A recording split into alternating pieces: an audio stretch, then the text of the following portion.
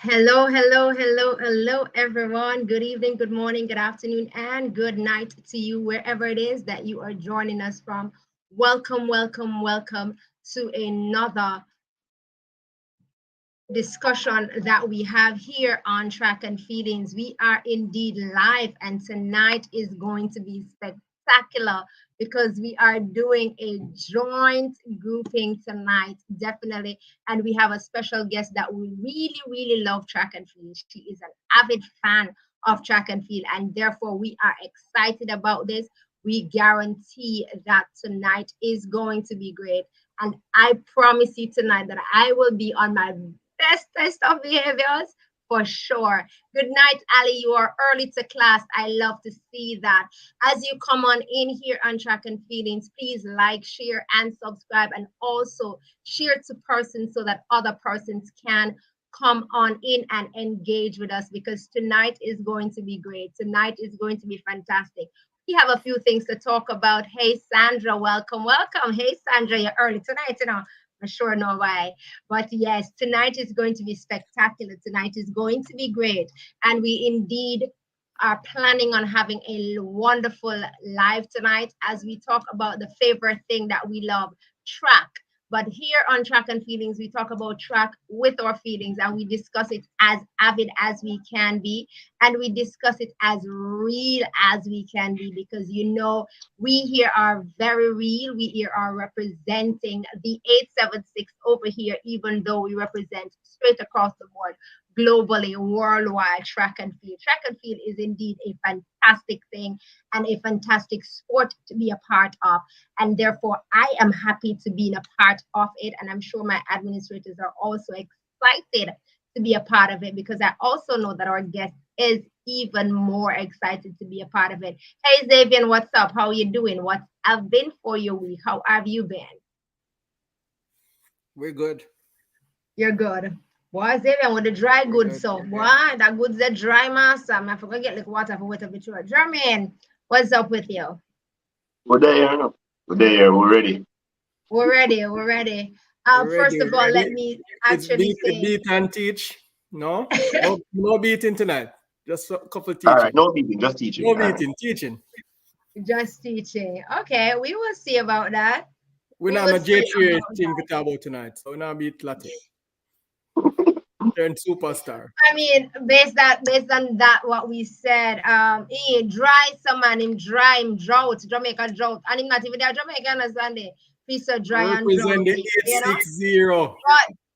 But I must say, happy independence, happy independence to Jamaica, and happy emancipation to Jamaica. Also, we have emancipated ourselves from mental slavery, and we are going on and moving forward. So definitely, I am representing the black, green, and gold, as you can see on my chest. Yes, it is Jamaica for real.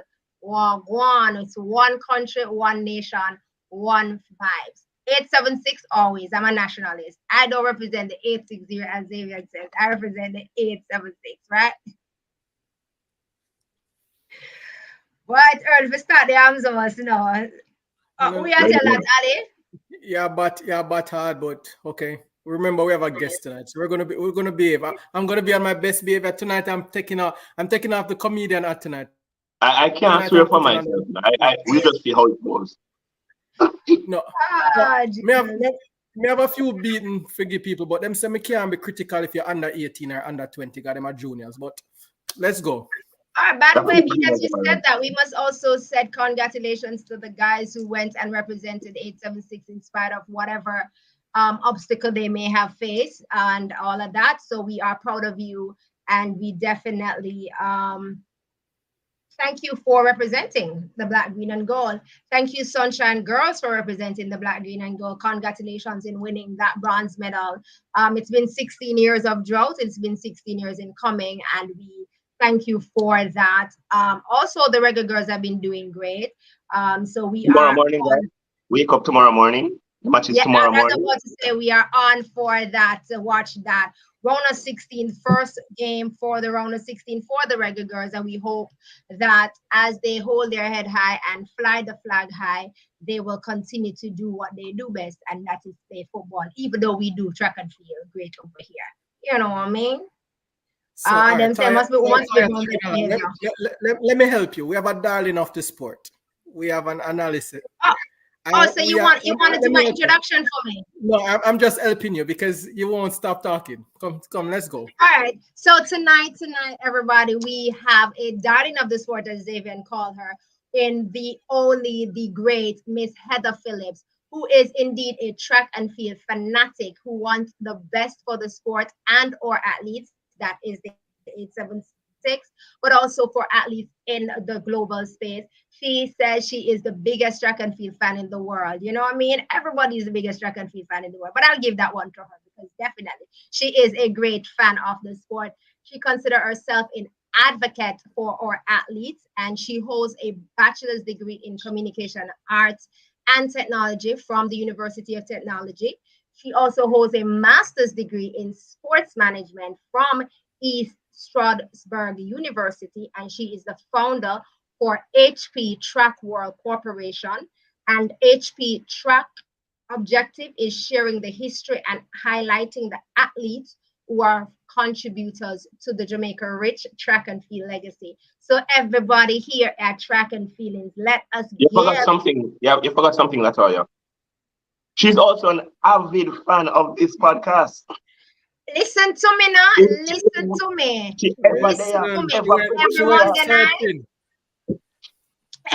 Every Monday night, I can tell you all that. I mean, I can look forward for her being over here with us. Likewise, we go over there and be with her. But I really, really appreciate that. We are tonight, we are sharing the platforms together. So I'm not the only queen in the pack tonight. You know, she's really nice. Thank you so much. Zavian, you're right. You know, I forgot to be best behavior tonight. Thank you. Yeah, no. Best behavior tonight. I'm being a gentleman tonight. No bashing of nobody. I like that. Jermaine, thank you very much. And thank you guys.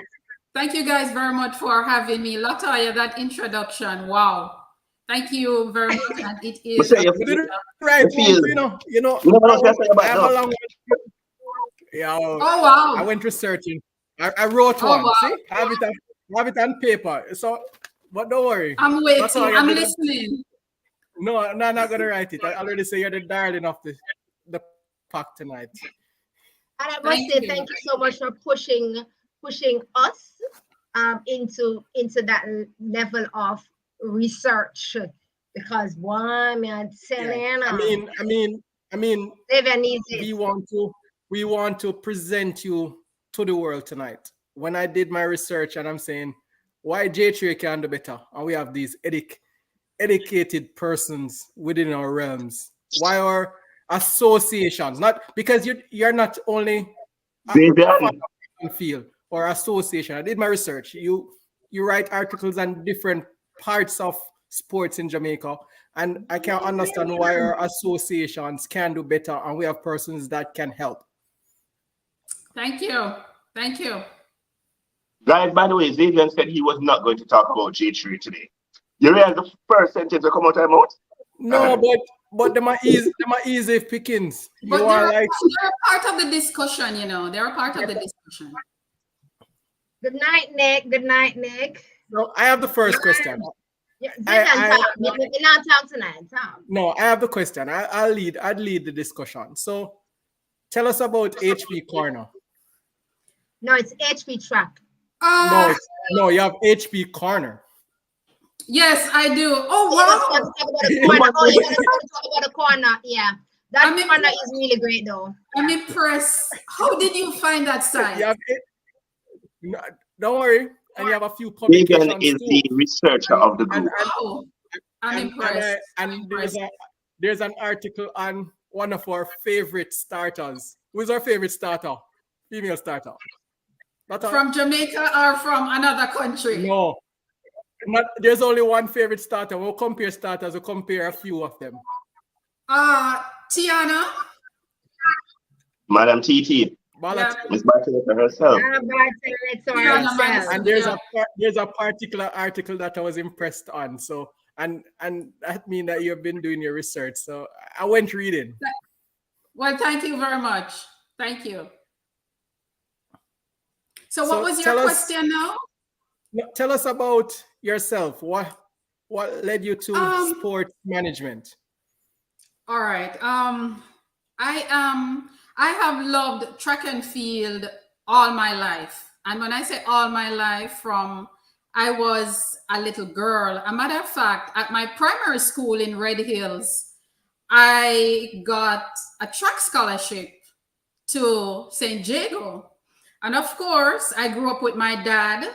There wasn't any mother. There was only my dad with two girls. And my father said, this was like back in the 80s. And my father was like, I'm not sending my children to school to run up and down. Of course, back in the 80s, a lot of parents did not realize where sport was going. So, of course, I went with my coach to St. Jago. We toured the facility. I loved it. I was excited and everything. And, my father said, no. He said, I'm not sending you to a school to board as a little girl. And I was devastated. I was really, really devastated for years. And then, of course, I started hearing, I was still doing track and field at the primary level. And I ran for St. Andrew Parish. And then I started hearing about Merlene Otti Page. Now, I know that a lot of people don't know that name. You have to be a track and field fanatic to know the name Merlene Otti Page. And I started hearing the name Merlene Otti Page and Jackie Pusey, who is a former standout from St. Mary's High and also a champ standout herself. So I grew to love the sport, but what caught my interest in gathering data was Bobby Frey.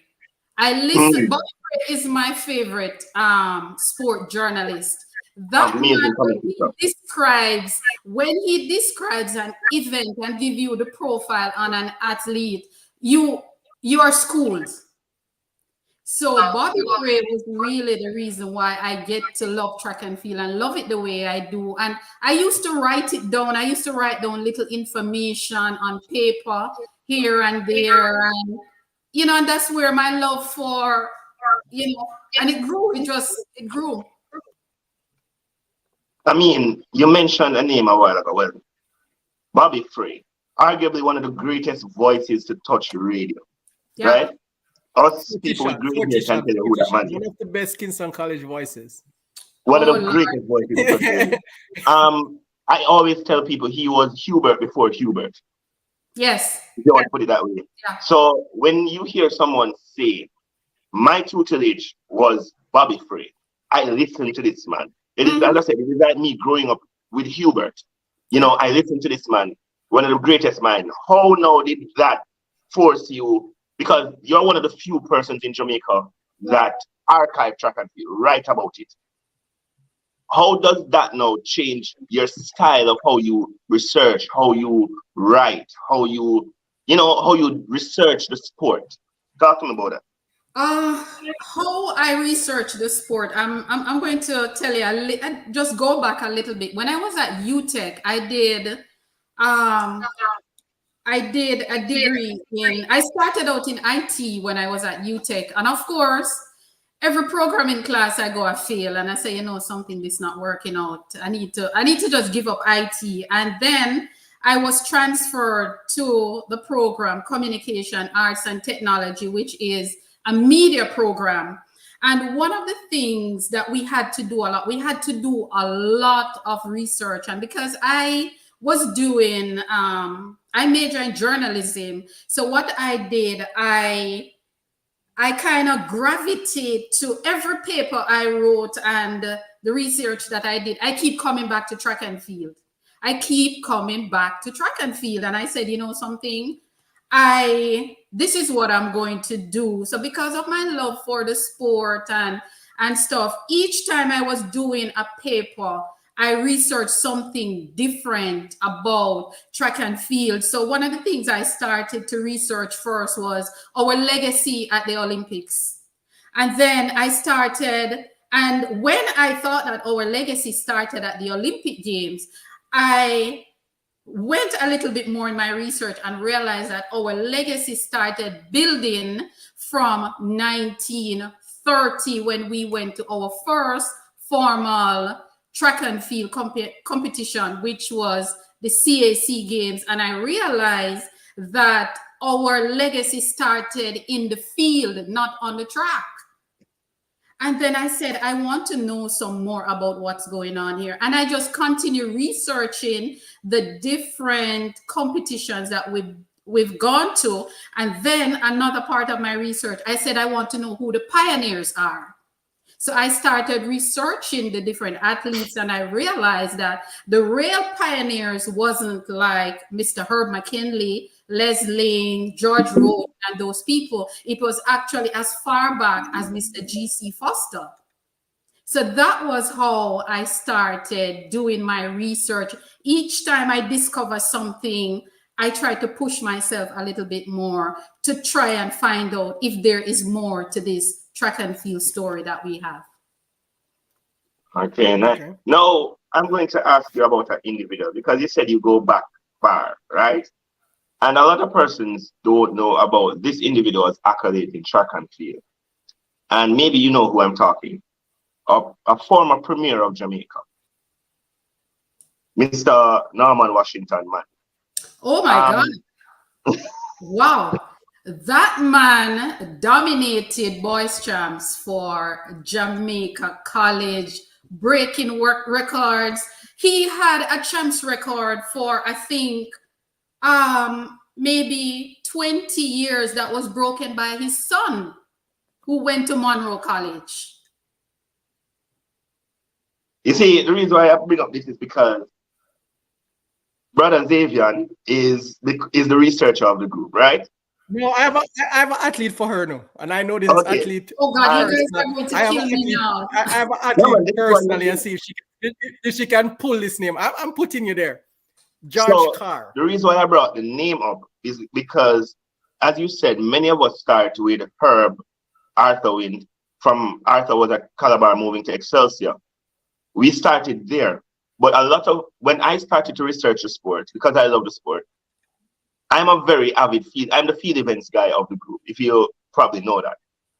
And I bring up Norman Manley, because other than the fact that I actually teach at the school with his name, what he did in track and field and the events that he did over his entire high school career, I probably think the closest person to him in his greatness came literally almost 70 years later in Michael O'Hara, the spread of events and how good he was. And I always wanted people to understand him as not just one of the greatest attorneys in Jamaica's history, but actually one of the greatest athletes that Jamaica has produced. So that's why I'm bring up the name. Zavian, go ahead. I agree.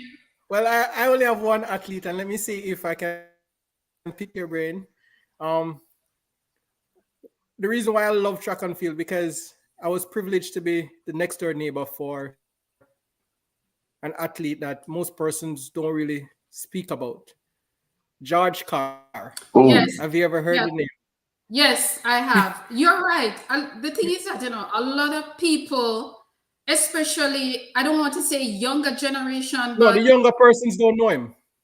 A lot of people think that our dominance in track and field started in the 21st century with the Veronica and the Bolt era, that era where we had the Dream Team and all of that.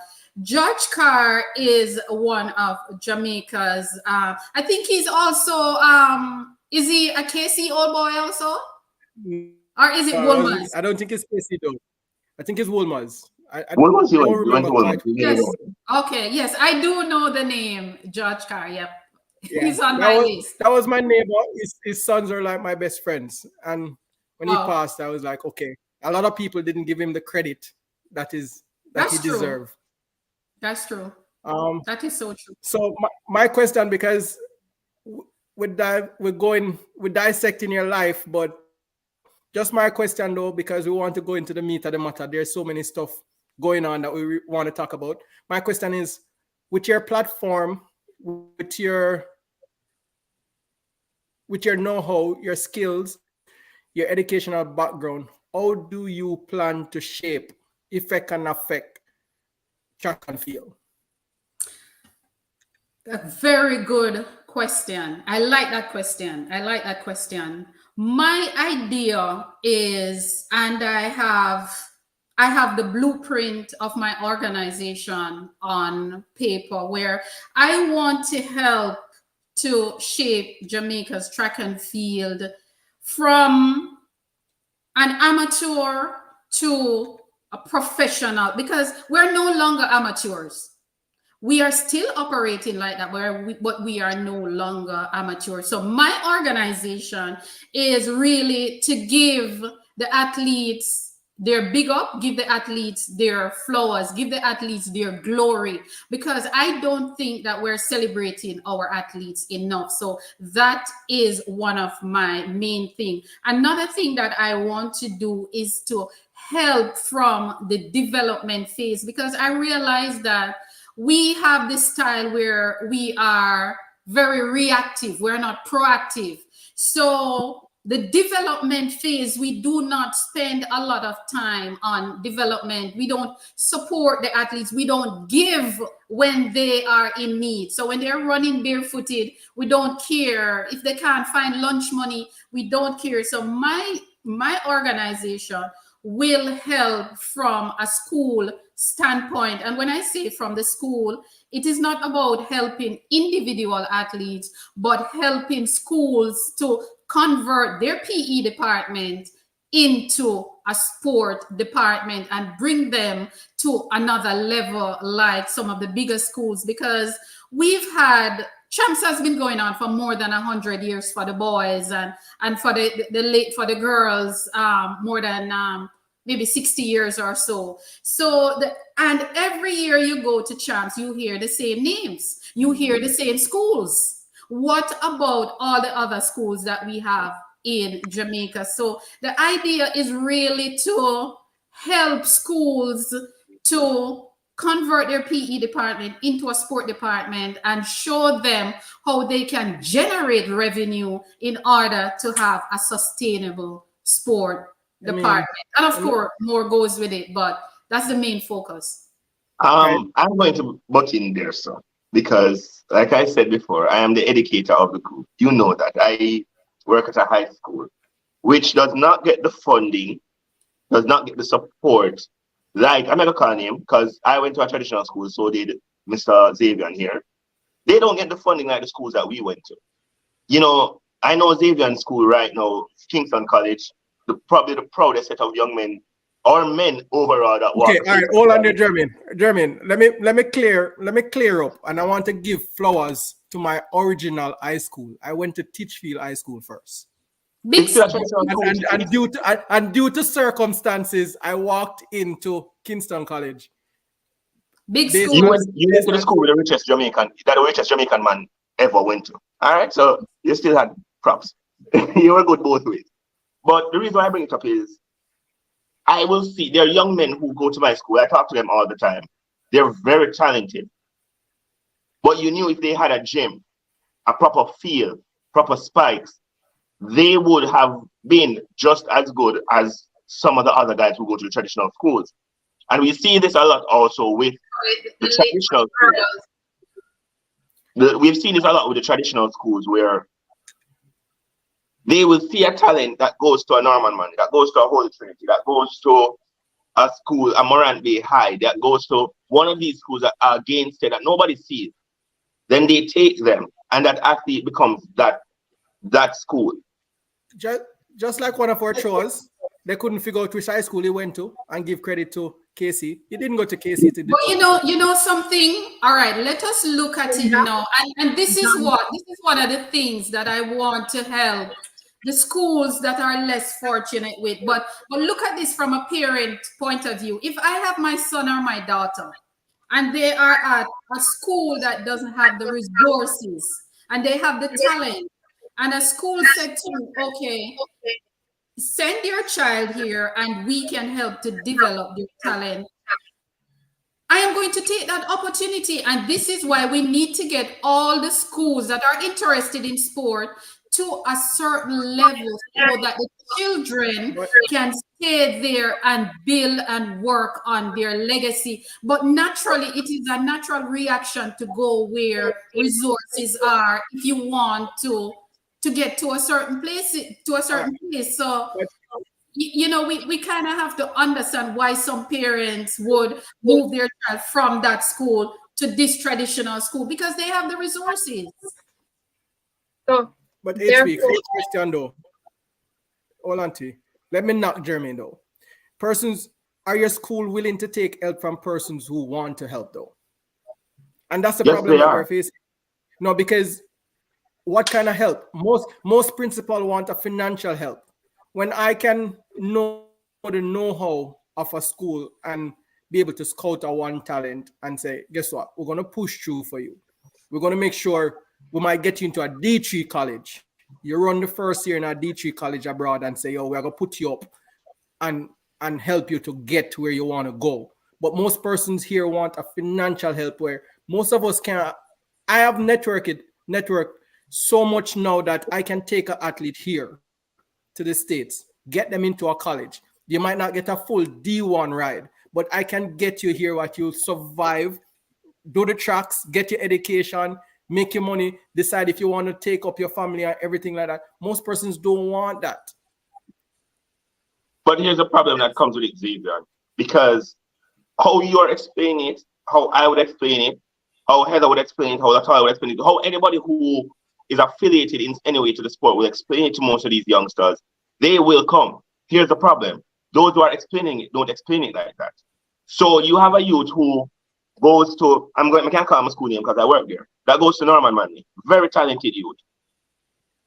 You're not going, if I go to him and I say to him, you know what, here's what, I have some friends, I can get you some equipment, I can train you, get you to a D3 college, you're there for 2 years, and then you step up, hopefully do well enough, you can get a D1 scholarship. It won't be a full ride, you maybe have to go work 2 days out of the week. But hey, it's a better opportunity. Versus a man who comes from, and I'm going to call the name, because you know, so we're not here. Come from Casey. I go say, I get your D1 scholarship. RJC. They come and they say, hey, what? You're going to live on Reddy's Road, and we can get your rate 80, and you're good. Nothing about college, nothing about development of the athlete, nothing about psychological or physical development.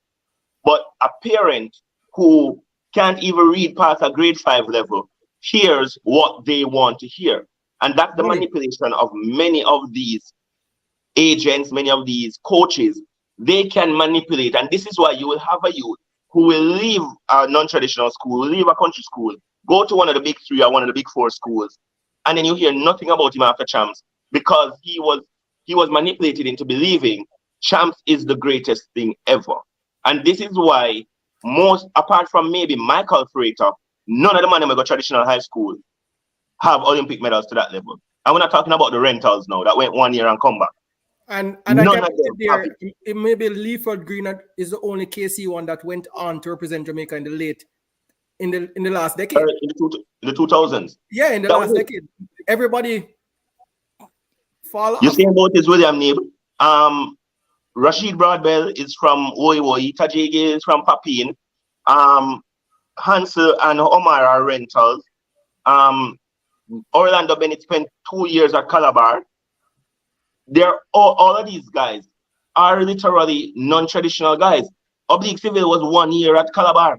Can I ask a question, Jermaine? And if you're brave enough to answer, do you think our traditional high school are reaping havoc on our sport development? Yes, they are. And transition? I have no problem with saying it. Yes, they are. Okay, thank you.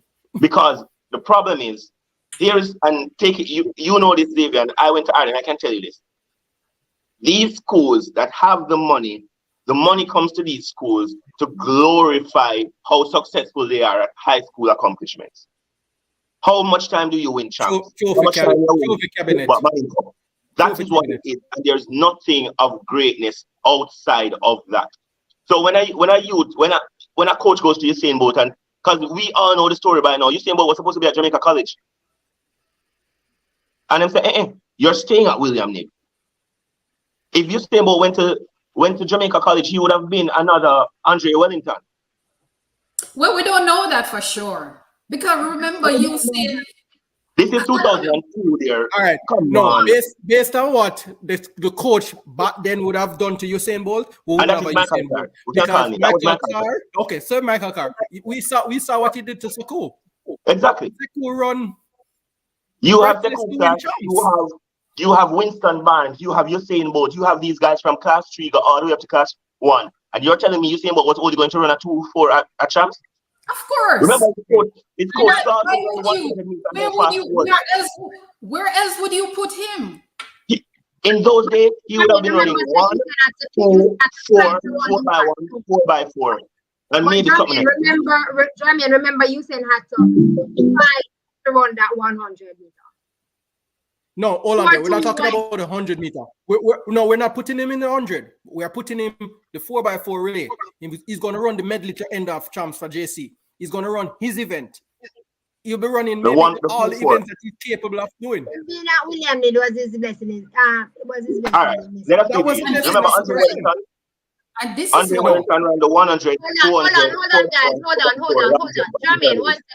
Jermaine, 1 second.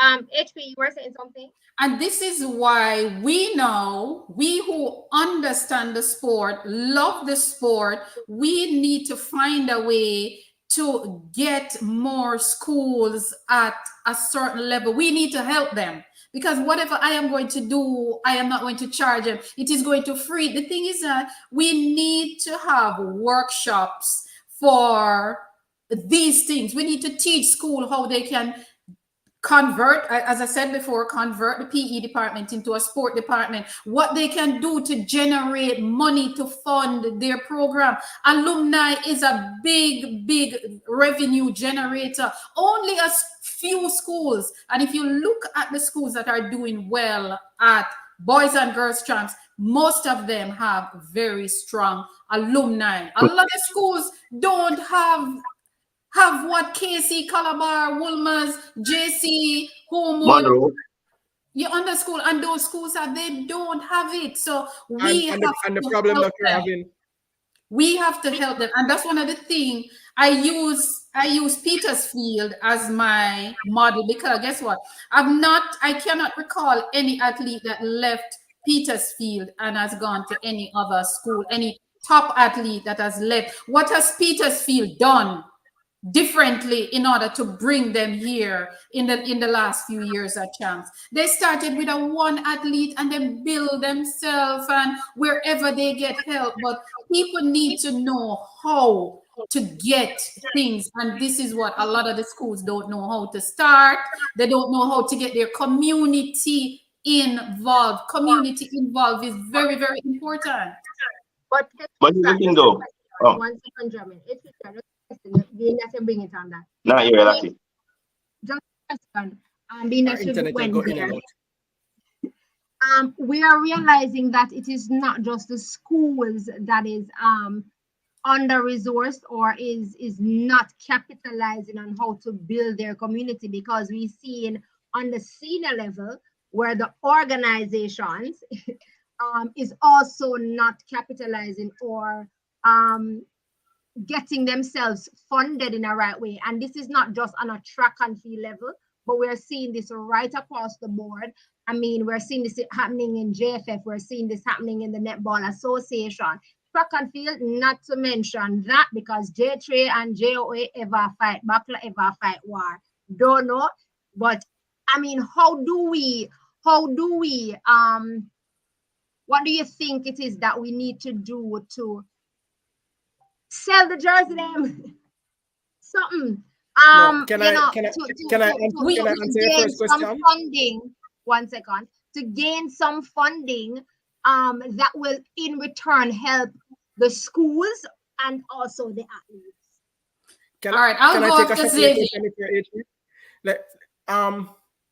Why are these organizations afraid to trust persons like myself, like you, like Jermaine, like a HP? All we need, and this is our platform, people know us from our platform that we start from scratch.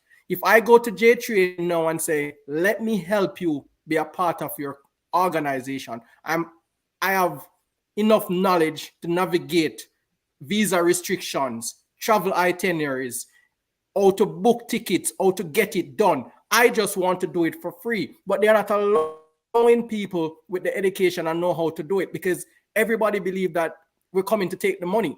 All I need, and I'm going to put it out there, all I need is somebody to trust me to say, I'm giving you full roles to do what you want to do. For a school to develop, to get funding, it's easy. You do a barbecue, you have a sound system, you have community dance, you have fair, you have big people race, you have all of these things. But persons are not allowing. Zavian, they don't know how to put the package together. They don't know they how don't, to they plan. don't know how to connect the dots. They don't know how to connect that. But persons who I came here, and my story is that without education and without certain letters behind your name, people don't listen. I strive not for even to get my letters behind my name for my glory, to glory myself. It's for people to be able to listen. I can walk into an office and say, give me your fundraising department. How much money you want? Let me raise the money for you want for your track team. They might not get the Nike or the Puma, but they'll get what is necessary, what is needed to go through the track season. Nobody want to do that. Nobody want to trust persons who want to help, honestly want to help. They believe everybody coming to script. Let me tell because you, the mentality. The first thing that we need to do as a country, listen now, the first thing that we need to do is to recognize that sport is a business. That's the first thing you need to do. Until we recognize that sport is a business, the organization are forever going to be having problem, because there's no way you can have a sport event without proper planning. I'm going to tell you guys a little story quickly. When I was doing my internship here in the US, I was doing my internship and I was doing it with the YMCA. And you know what they did to me? They gave me a 5K event to plan. They gave me a 5K event to plan without a budget. And you know something? I'm happy that they did that, because the experience that I got from that. And you know, when I had to, you know, when that 5K was for in the winter, I had to be very creative when I was doing, and I said to myself, how am I going to market this event without any funding? They did not give me $1 from the accounts department. And I planned that event. And you know what I did to market that event? I use the in-house bulletin board with flyers. I use social media.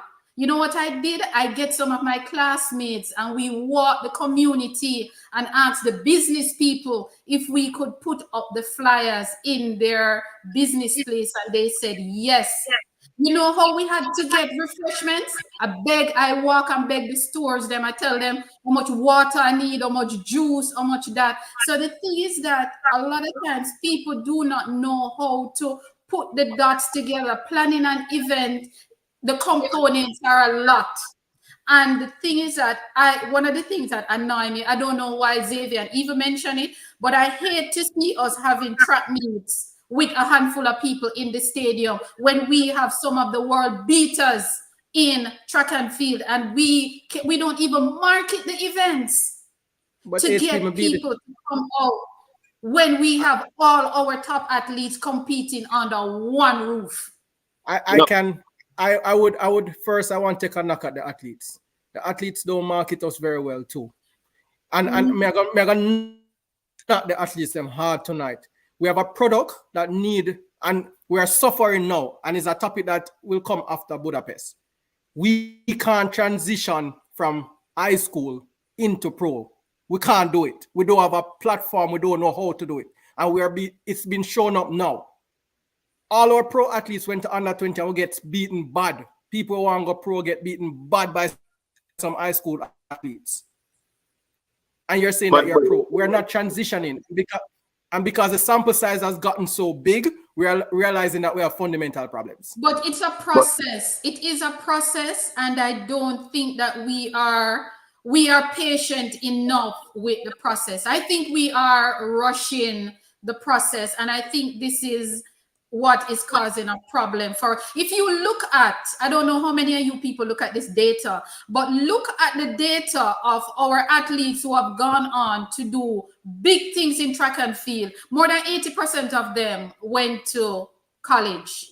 NCAA. Yes, I can call the names, whether Jamaica system or a foreign country. All our top outstanding athletes have been through a collegiate system. So we have to be patient. You can't just jump out of high school. The only athlete that we've had that jumped out of high school and made it big was Johan Blake. That's not him. No, hold on. Johan Blake jumped out of St. Diego 2010 and win the World Championship 2011. 2012, he was one of the few athletes to convincingly defeated Johan Blake, that a lot of people put money on him going into London. Outside of that, the data, we don't have the data to. But hold on, let me make the statement. I'm going to fix it there, so because Johan Blake actually left in 2008 at age 18, so he had a period. But he went to sixth form. He right. Actually, it was 2008 because he and I are the same age.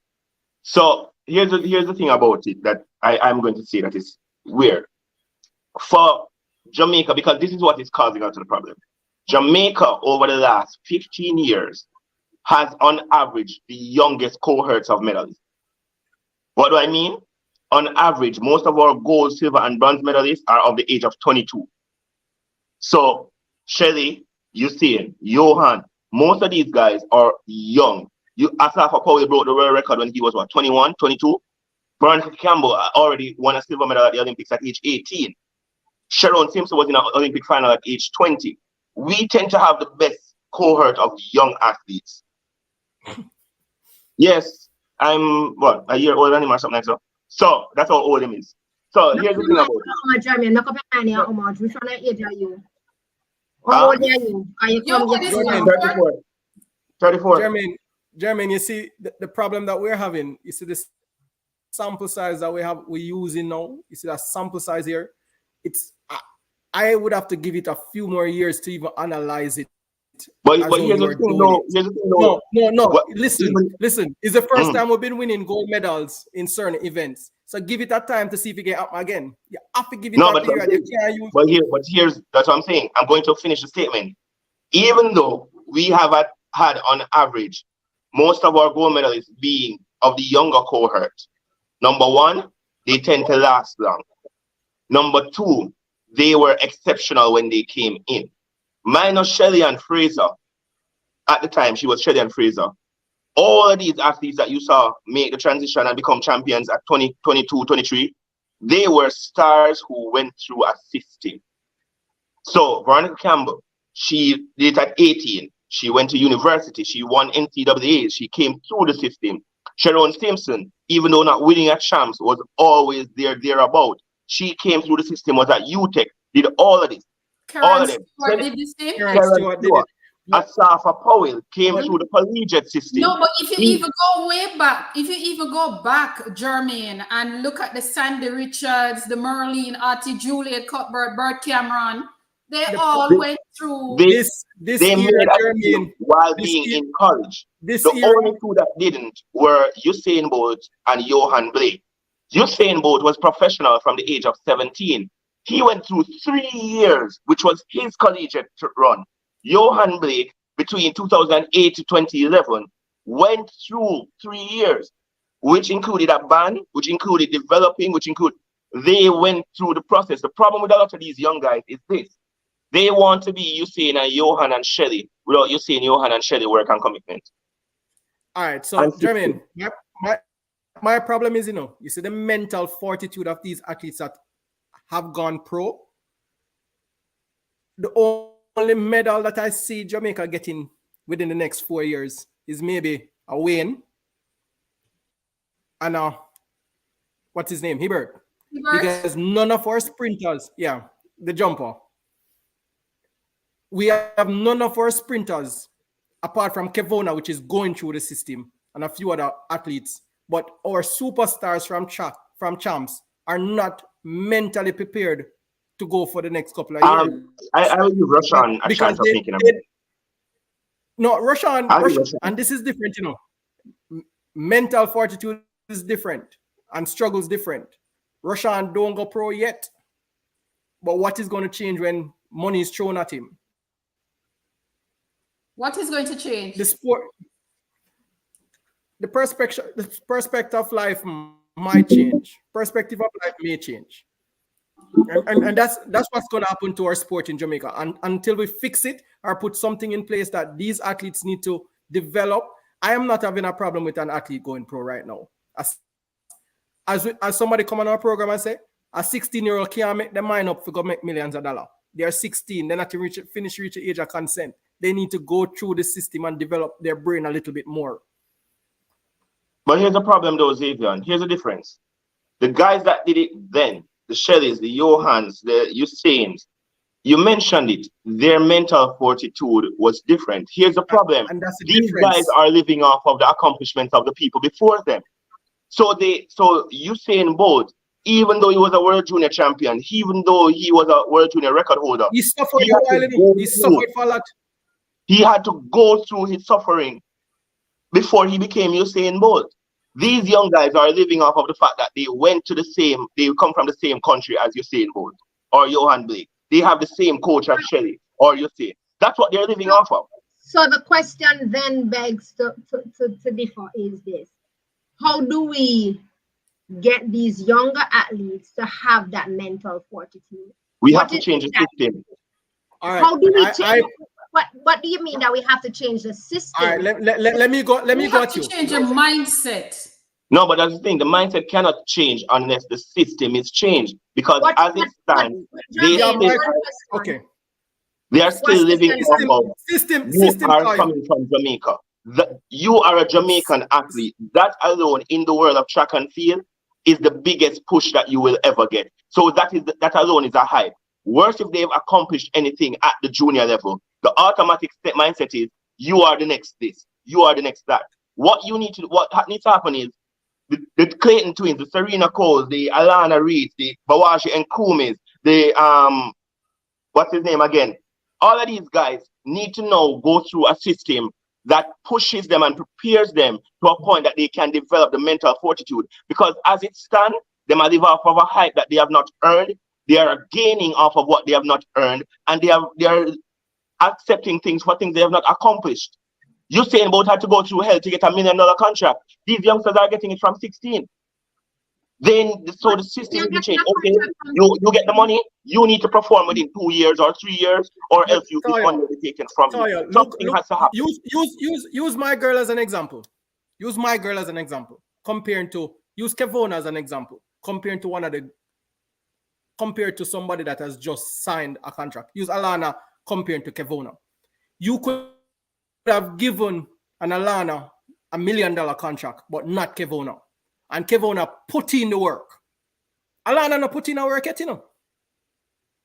I mean, 1092 as a 17-year-old. Yeah, but no. And that's the problem. Jermaine, that's what is happening. They're getting it because 1092 doesn't mean that you put in the work. 1092 no means you put in the work. Shante Jackson as a 16-year-old just ran 10-8 and got a hell of a contract. The difference between Shante Jackson is her father is Bershawn Jackson. So he will put her through the rigors because she's grown up seeing that. But there's no difference between them. What's the young guy's name that just ran 989? He got a hell of a contract. So you think, she's not going to get one? He is too. She's the fourth fastest junior. They are going to get it because it's not that they're not doing times as juniors. They are. They are exceptional as juniors. The problem is they're getting too much too early for projection rather than what they have done. So I'm giving Alana Reid $1 million because I'm hoping in 2 years she's running 10-7. What is going to suffer, Jermaine, or medal counts? So HP, what do you have to say based on that? You know something, I have thought about this long and hard. It's a discussion I have every day with my peers, you know, and people in track and field. And it is, the thing is that people are entitled to choose what they want to do. That's the first thing. They're entitled to make their own decision. But the problem for me is that, and this is what everything in life is a process. We go through different stages of our life. And I think one of the things that are happening right now is the rush. There is a rush. I see a rush to get, a rush to get, a rush to get. And instead of being patient and go through there's a young lady that I really admire how her development is going. I can see that she is not rushing, and I hope people do not misinterpret what I'm trying to say. I'm not saying people should not choose what they want to do, but the reality is that there is a process that you have to go through. And if you rush that process, you are going to find yourself in problems. It's either you push as a junior to do the senior work, you get injured, you can't recover, or you become stagnant or something. People might say, I am not a coach and I don't know. You're right, I am not a coach. But the thing, what I know for sure is that everything in life is a process. We go to basic school, then we go to prep or primary school, we go to high school, we go to, not everybody will get to go to university, but at least if you don't get to go to university, at least get in a system that will still continue with the progression of your development until you get to that big stage, what we call big man and bigger man training. Because it is obvious that when we put these youngsters against the senior people, it is obvious that they are not able to even get close to them. And we've seen the boy coming a big man thing. That's what it is. I remember in 2009, Asafa Paul did the same thing to Johan Blake. The hype was Johan Blake was running well. Asafa beat him at the Worlds and make him not say, and a boy think this, and he said it on national TV, a big man think this. And this is what is happening to these youngsters. They're skipping a grade, as would have said, as educators. They have forced them to skip a grade because they're bright for 10. But them can't go against 15-year-olds. You're saying because them do something or they achieve a mark that a 15-year-old would once or twice, that they can compete with a 15. They can't. So it's the same thing. You're running 1092. I can say you're running 1092 as a youngster. That's fine. The big three in Jamaica run 10.6 and 10.7. So what happens is you get put against the big three and you look to your left and you see Shelly, you look to your right, you see Illy, you look down, you see Sharika, and they whoop your butt, and then you're going, am I ready for this? You start to question yourself. Because no, you did big people time, but you realize that big people are run bigger than big people time. And this is what is happening with these youngsters. We saw Bawaji. Bawaji run 9.99, the fastest Jamaican for months. What happened when he reached a national trials? They make him know I'm still schoolboy. We have to be honest in the discussion. We have to be honest in the discussion and accept that it is a process and you have to go through that process stage by stage. And some people might get upset when we say this, but it is a reality. You can't jump from primary school to university. But you have to go through high school, some amount of high school before you get. But the coaches know this though, because I'm going to use race as an example. And Mattison, right now, Racers is investing in Mattison because they know he went through the process. He knows the process, and they expect great things from him. That's why Mattison end up at Racers. That's why they still have him, because they know that he has been through the process. You're working your way up to what it's supposed to be. You put a timeline on it. I'm disappointed in a lot of stuff when it comes on to youngsters and going pro, because I don't think the persons who are offering this contract are teaching these youngsters time value of money. And that's very important. $5 million sound a lot of money, but how much can it afford you the next 2 years when you put inflation on it? You don't value anything. They're saying that I'll give you $5 million now to get what I want. But by the time you're ready to use your money and able to use your money, it values nothing. And this is why people like me have been calling for education about sport business in high school. And it's a good curriculum. We have a ministry for sport. We have We have the J3As that is in charge of track and field. We need these organizations to be having workshop for athletes. Some athlete, you know what an athlete told me 2 years ago? Athletes sign a contract, didn't realize the fine print that the contract would not put any money in their pocket. All they get is kits. And I'm saying our athletes, some of them, they don't understand what the clause, they don't understand the contract that they're signing. They just see somebody come and say, okay, I want to sponsor you.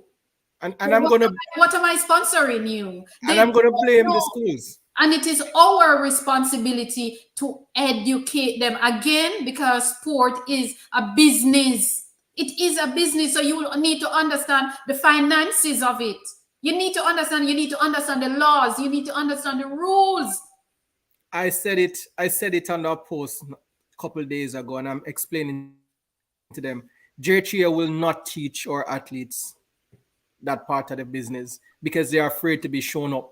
These persons are shying away from teaching athletes how to manage their money and how to negotiate, because the bottom line is, if I have the knowledge and the know-how, and I said it on a couple of programs back, the same amount of money they are paying you could go to college, it's still valid the same amount of money they are paying you to stay home. At the end of the day, college finish, you get your education. So if we are not going to be educating our children who are going to go on and win gold medal for us, when they don't win the gold medal or when they lose them contract, we should not be out there cussing sponsors and cussing the people. Because at the end of the day, and this is why you have so many athletes around the world retiring and they don't have any money because they don't know about investment. Nobody teach them about retirement. Nobody teach them about mental health management.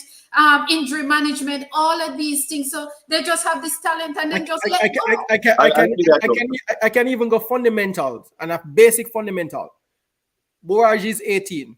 You start earning. You're making money. Did anybody, I don't know, and I'm just putting it out there, did anybody sit him down and say, yo, you have to pay NHT, because you have to pay taxes, Here's the problem. After next year, you're a Bourage. Bad example. I'm going to tell you why Bourage is a bad example. We're not educating them. We're not. No. That's what I said. Them. The country. Bourage is a bad example because his father is a university lecturer. So he has the background. Here's my thing. It happened with Usain Bolt.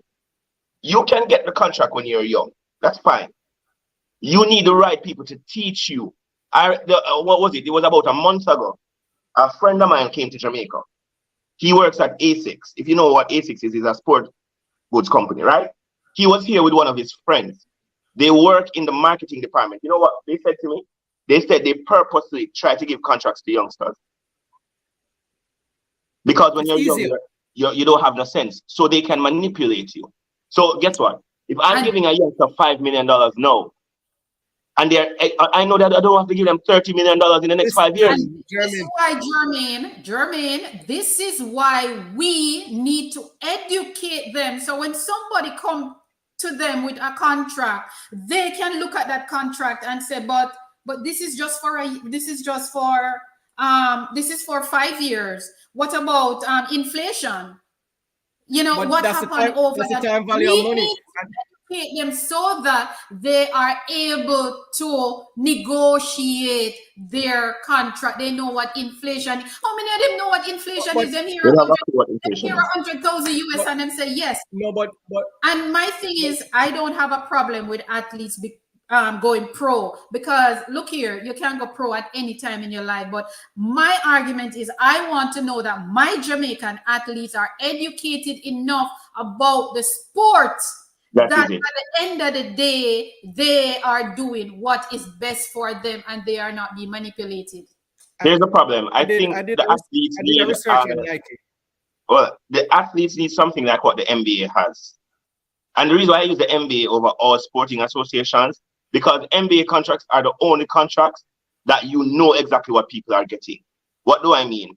When a rookie comes into the league, if he's top 10, you know he's making $5 million a year. Anything, the lower he goes, the less his money. You know this. After 3 years, you can renegotiate a contract and then you can get an extension. After 7 years, you can go for the big money. They know this.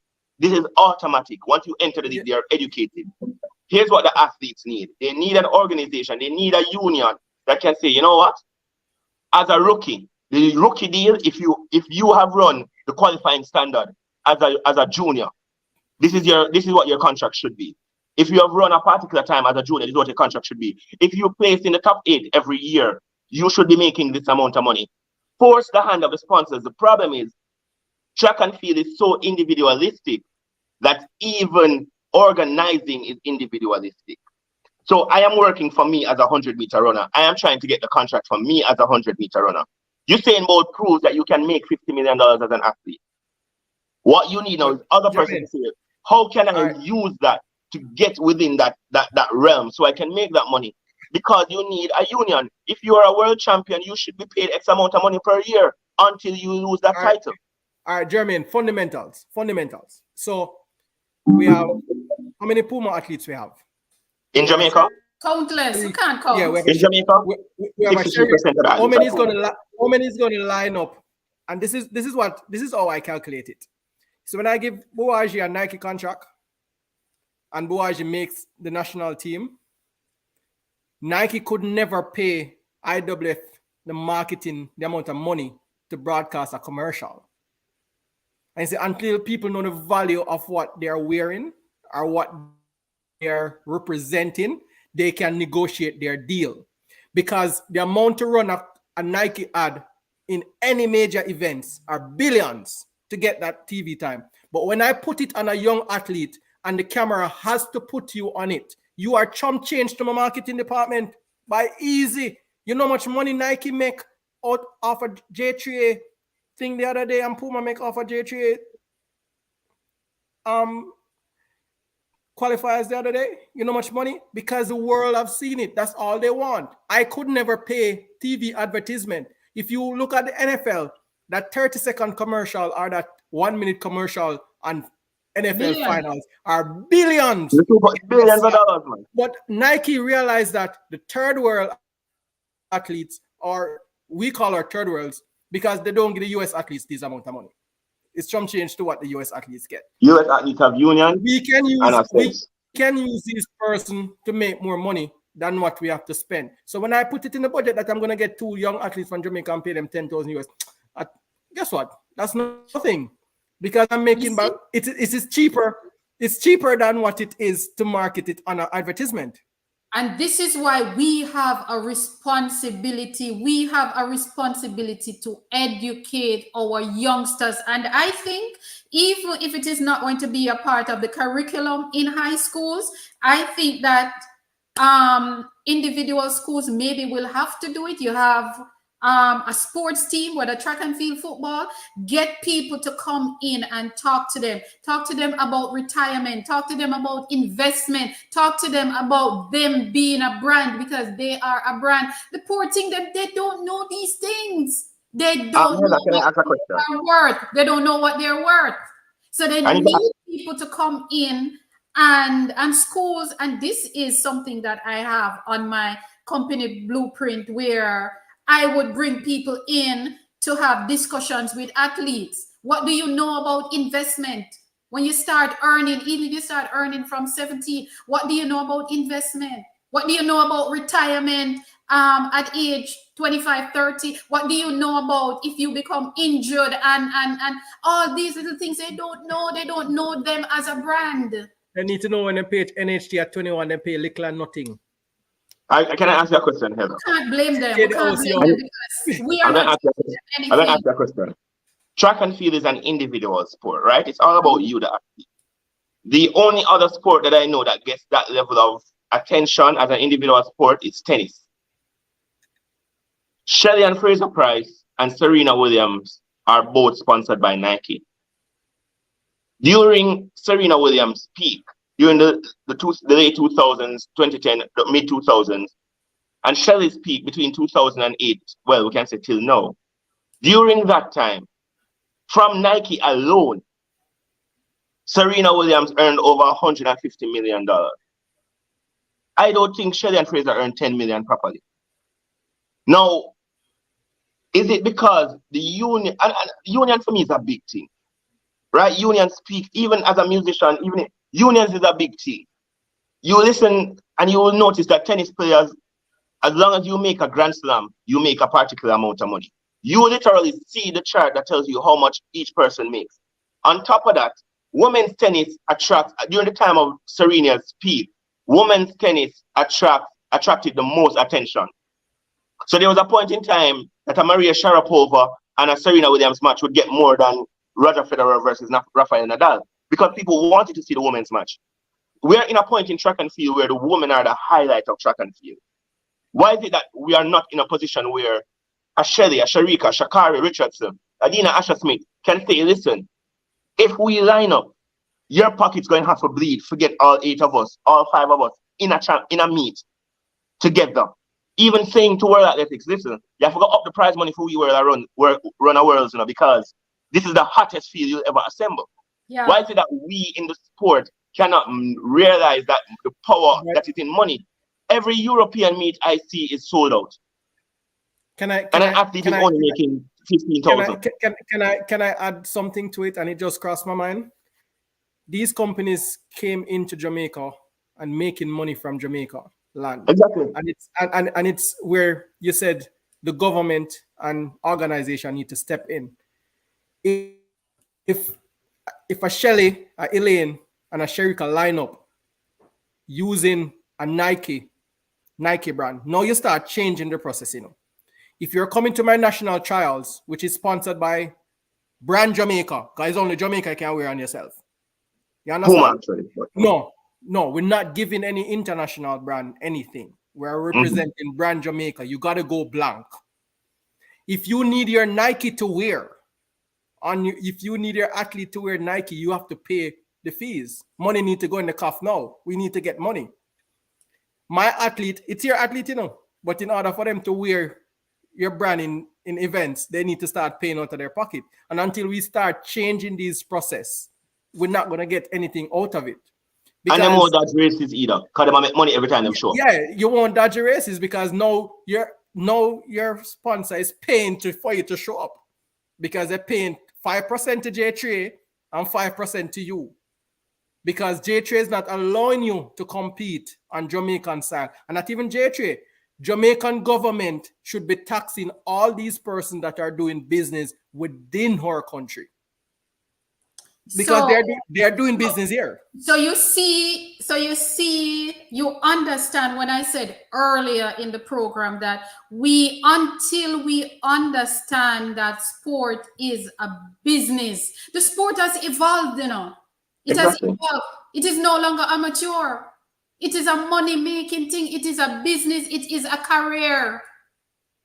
And I don't think we understand that as a country. Jermaine, if I can get an athlete to put on an HP chat shirt, even to warm up, you understand? It doesn't go against Nike agreement, It doesn't go against Puma agreement, You understand where we're going at? So there's so many different ways of making money and putting stuff. And corporate Jamaica don't understand.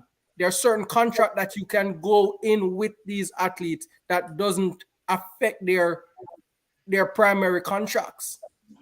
And J3 need to research certain stuff. But here's the thing. The contract says, as long as you're not representing another of the kind. What do I mean? You can't have Puma. But digital can give money. Grace can give money. Yeah. Whatever it is. You understand? NCB can give money. Flow can give every contract says as long as not represented by, you understand, of the kind. But as long as you're not representing that goes back to a high school development. I'm from Latoya. I'm from Portland, HB track. I may have 3 supermarket, 4 bar, the market, and everything else. And meanwhile, my track team with 5 person for get sponsor. We not create a brand, the supermarket in my town and there, the something, print on my shirt, say whatever. They're not giving you money where they say you can't get, but you'll get the water, then can pay your bus fare, then can make sure you go to training, you get your porridge in your morning. They can name the gym, whatever they want to name it. just be able to show their brand to market, because they wouldn't be able to pay the money to create a marketing campaign for themselves. But people are not explaining the little things or the basic stuff. Because if I have a brand, I'm gonna say, oh, just wear my shirt for me. That's all. I'm gonna pay a bus fare every time you need for go training. Me buy your water. How much case of water you need for training every day? Gatorade, everything me buy enough put on for you. Me even carry come gear. Just wear the name on my shirt, say Track and Feelings. You understand? Because I couldn't pay nobody if you go run a marketing campaign on TVG or nothing for say Track and Feelings. But the mere fact that you're wearing Track and Feelings and you're doing that good, it benefit me and it benefit you. It's not money, it's exchange of products and services. Yep. And that's the fundamental of making it work here. You have to be creative. But I don't know, they don't get it and they don't understand the fundamentals. And our athletes, they are feeling it. They are feeling it. Because they don't know. They don't know. They don't know. It's not that they don't know, or is it because they choose not to find out? And here's what I think. Genuinely, some of them genuinely don't know. And some of the people who they have around them is, I don't know. And that is my problem with anybody who does any form of big business in Jamaica. And I say this for actors, musicians, athletes, whatever. Usain Bolt did a great job by getting a great team behind him. And he trained his best friend. Right? Big up NJ, because NJ learned. But the average youth that take him friend from around the stuff for manage him or being agent, that I remember as a musician, I remember Robert Livingston, the great Robert Livingston, who managed Shaggy for years, said to me, there are only four managers in Jamaica that can walk into Universal, walk into Sony, walk into Columbia, and get their thing right. And he named the four of them, himself included. So what does that say to a young artist who's coming up? Get you one of them or their protege, right? It's the same thing with athletes. You become a professional athlete. You sign $1 million contract. You sign a multi-year deal. You sign this. Get you an agent that knows the business. There are about 6 of them in Jamaica. Get you an agent. Get you a proper manager. Get you a good publishing team. Get you a team that understands money and how to make money. As I said, whether people like Usain Bolt set the blueprint, not just on the track and winning medals and earning money. Look at his team. Look at the men that were behind him. Look from his coach to his agent to his manager to his publicist. Look at everything that they did. Look at their investment portfolio. All right, minus what I'm the other day with SSL, that different. But look at their investment portfolio. You see him about not have to work a day in his life, but he set himself up that he has jobs. The man have an office in digital for just going in there go sit down. Because him don't do nothing.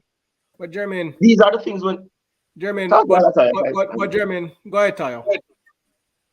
Is it though the responsibilities of these people that these athletes are hiring, or also is it the responsibility of the athlete to also some way somehow understand what it is that the sport entails, what it is that they are getting themselves into in terms of I do know that Usain Bolt didn't understand that, and therefore it was MJ's responsibility to bring Usain Bolt and make Usain Bolt alive, so that we're able to speak about it now.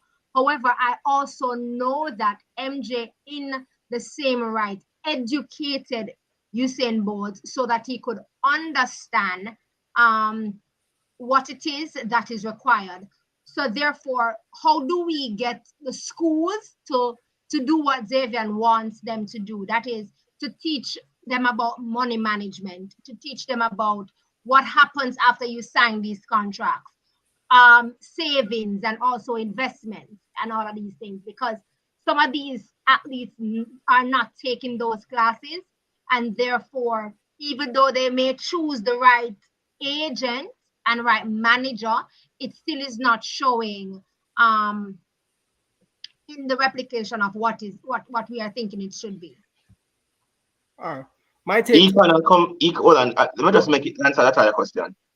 I believe as an educator, along with math and English and a computer subject, business and econ must be compulsory in school.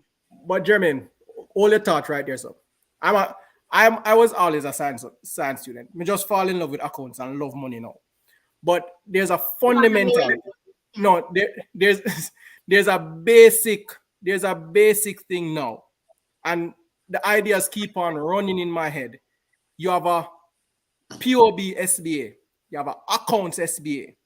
You understand? When you go up to sixth form now, you have all of these cape that comes with preparation. You can make sure it comes with internship. HP talk about doing our internship. Are these persons allowing persons to do their internship in their organization, put them in charge to teach them how to do stuff, how to manage stuff, how to manage money? If I have a team, say I go to KC and I want to go into sports management, I want to manage the Manning Cup football team, I can manage a track team. I'm going to learn how to make money and get that team. It might not make the entire money, you know, but part of your project is to make sure you manage a team for the entire year, write a report and submit it to SBA and say, this is my SBA. And the requirement of the team is that they have to participate if they are in the course. So you have forced them to learn. My problem is, and I can talk out, and a lot of KC people upon this are going to cuss me out. When you take the country boy from Donga, Montego Bay, where can't read and can't write, but can play football and can run fast, but don't want to develop him into a proper rounded athlete, you are to be blamed. The school is to be blamed. All of these traditional high schools need to take some of the blame because they don't want to teach these athletes how to read and write and how to understand. You can't go to school with an average of 45 and expect you're going to learn how to read a contract.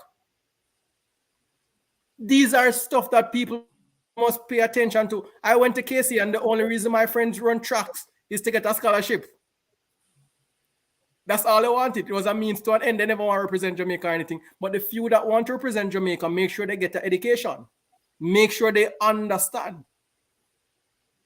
And this is why I keep coming back to we need to educate them. Every high school out there have somebody who is either a doctor in finance, in this, that. All they need to do is get past students who work in corporate or wherever they work, come in, and if you work in insurance, come and do a little talk on insurance. If you work in investment, if you work in cooking, whatever area you work in, get these people involved with, since as the federations are not doing workshops to educate the children about the sport, take it up on yourself, because these children, they are representing the school. Take it up on yourself and say, you know something, we're going to have somebody come in and talk about finance and contract, scholarship, endorsement, you as a brand, and have people come in and talk to these children and give them an idea. So by the time they get to fifth form and ready to graduate as a student athlete, they are able to negotiate them scholarship contract or whichever contract, or even if they get a contract, them can come to you, Zavian, I used to go KC, and say, sir, I heard that you used to go KC and I have this contract. You can tell me what this clause means, sir? I mean, we have to make ourselves available to them, because believe it or not, each generation is supposed to teach the one we're come after. It's our job to teach them. They're not going to learn on their own. Sorry. Go ahead. The most disappointing thing for me with champs, I'm going to use, not speaking badly though, because they have improved. I'm going to use the twins. They were superstar from primary school. And I've yet to see them construct a proper statement to speak about race or to speak about how they have developed over time. And that's a fundamental thing that is happening to our athletes here. They can't speak. You know they're good from there in class 4. Start grooming them from that stage and put process in place for them to learn how to speak. And see, even that can be developed during training. So when training session finish, you can have a little thing with them and let everybody come and speak. Talk about something. Tell us about something. Give them little assignments to do and say, okay, Lati, tomorrow after training, you are going to give a presentation on what happened. Another day, you choose somebody and you rotate them and you build their confidence and you do little drills with them. So by the time they get to perform and the media come in front of them and say, okay, tell me about your progression all season. They're not saying, yes, sir. No, sir. No, sir. So instead, they're able to listen to the coach. Coach, if you run fast, I run fast. At the beginning of the season, when we started out, this was what we planned. But now we're moving to another phase. Help them. We cannot trash them if we are not going to help them because they're not going to know what to do. We have to teach. Remember when the goat first started, the goat couldn't construct one sentence. It never sounds so nice. But the goat couldn't dress neither. He used to just show up. He just used to just show up. People brought him into a corner and start putting him together and say you need to represent the brand. And that's what you do. And that's why I keep saying we have to teach them. If we don't teach them, we cannot criticize them. We have to, and this is why I said I'm disappointed with. We have a ministry for sport and we have a federation for every sport in Jamaica. And we're not doing these little things. We're not holding, I don't know of us holding workshops for people to come and talk to them and get them to speak. Call on a student and say, okay, you're from Calabar, come in front of the microphone and tell us about the Calabar training program. What are you learning from it? Give them an opportunity to express themselves so that when they go on the world stage, we don't mute the TV when a time for interview. No, but you know, I must say this, like, I know public speaking, and H3, you can agree with this. Public speaking is the hard thing for persons to grasp. And as you just rightfully said, that we need to help them to be able to present themselves, but at the same time also they need to recognize that they need to be able to present themselves in a better manner and therefore try to work towards that at the same time. I, for one, mute the TV when some of them are speak. That's a one. As athletes, I, for one, mute the TV even when some of these people with TV, they pay the money. They ask people questions when they are talking because it just don't come across nice in my ears. Okay. I mean, since night for me, I heard a student athlete speak and I was like, really? I have a 2-year-old nephew. And my 2-year-old nephew speaks standard English. And not because you come from the country and we are a part of the patois, the Creole. No means say all the time you're going to speak it because Jesus have mercy, man.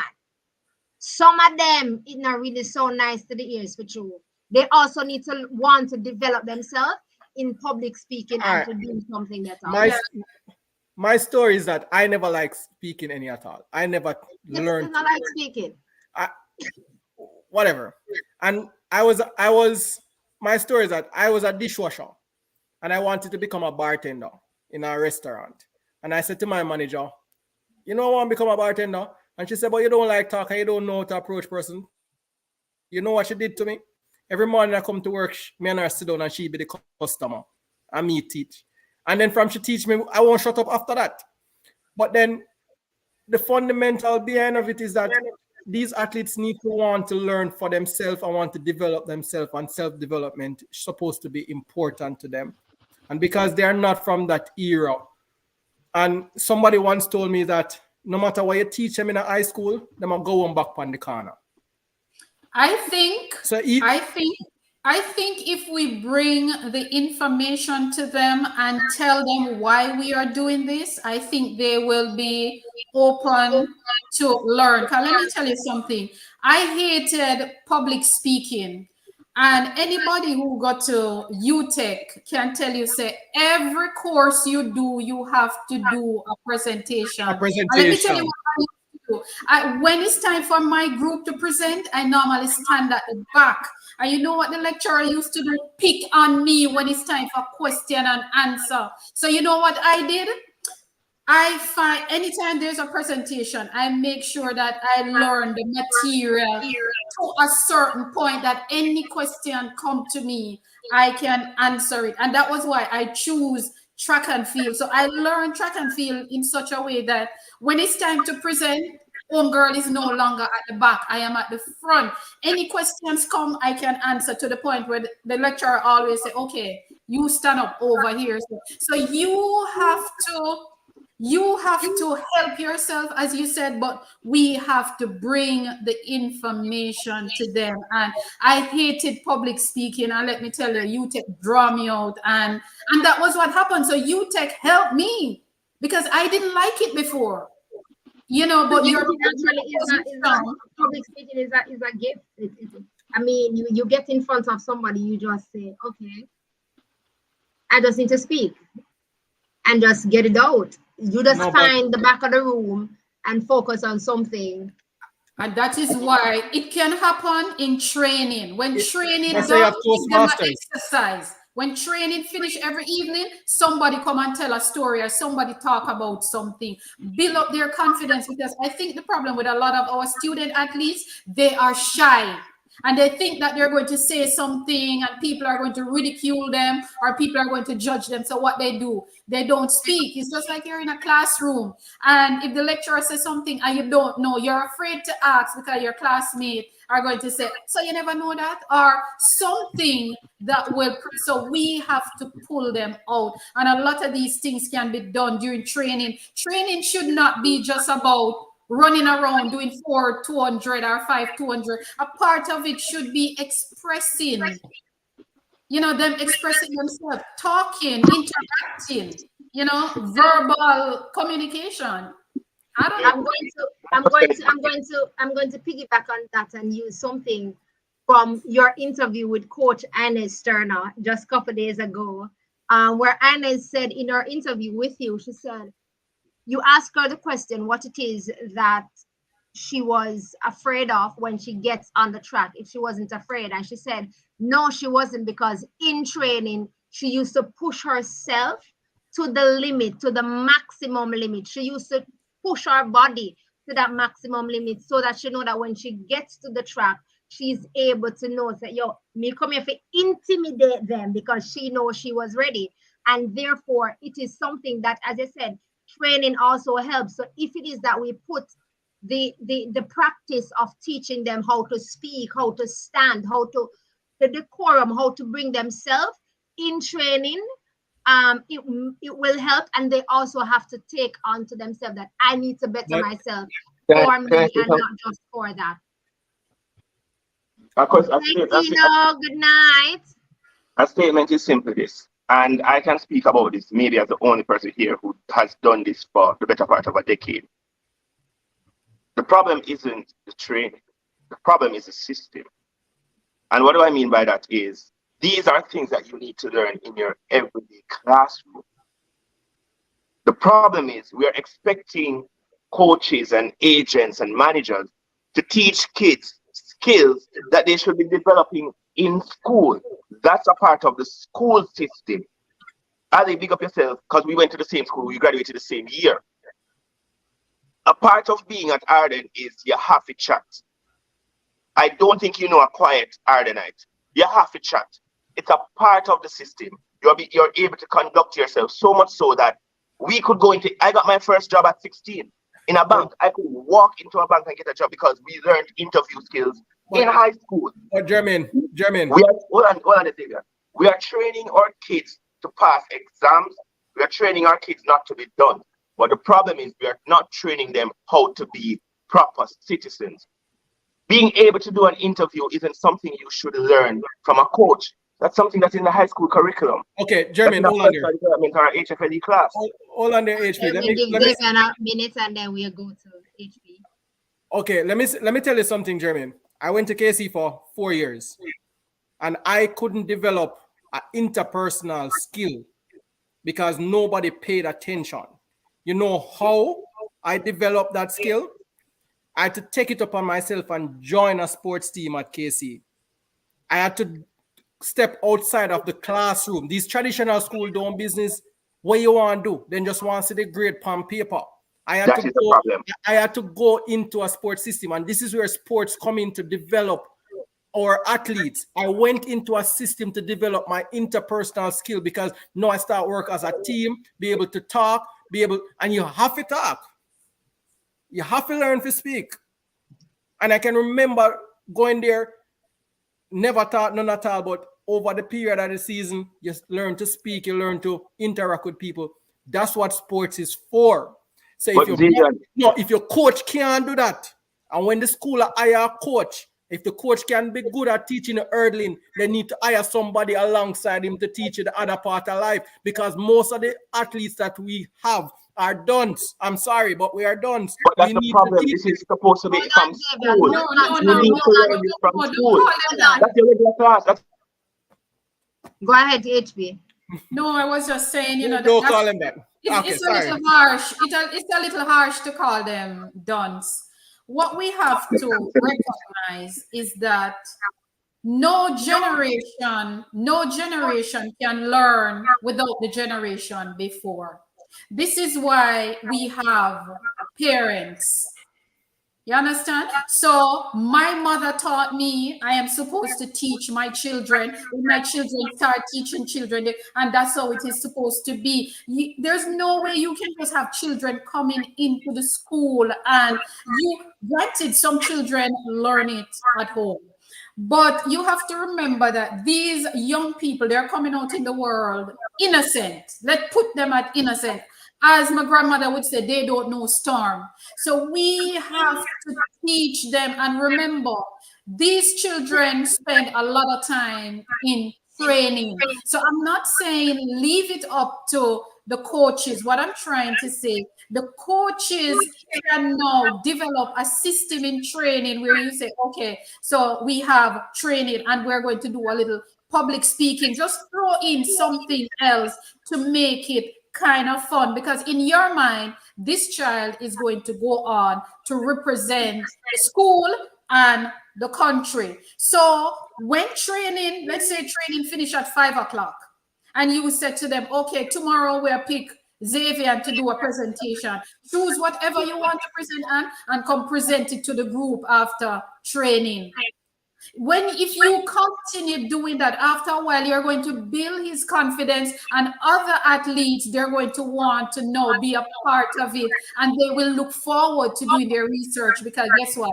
I present tomorrow, so let me go see. And you get help to develop their craft, not only on the pitch, but also when they go in front of a microphone. And of course, when they go for an interview, whatever it is, even if they're talking to their sponsor, they're able to say to their sponsor that, I do not understand this clause. What does it mean? What does it mean when you said, okay, I will give you $100,000 for a year? What does it entail? They need to be able to think and put that information across, but we have to help them. And I'm saying this can be a part of training, because it will also make training fun. You video them, you do a little video, and just creative ways to help them, basically.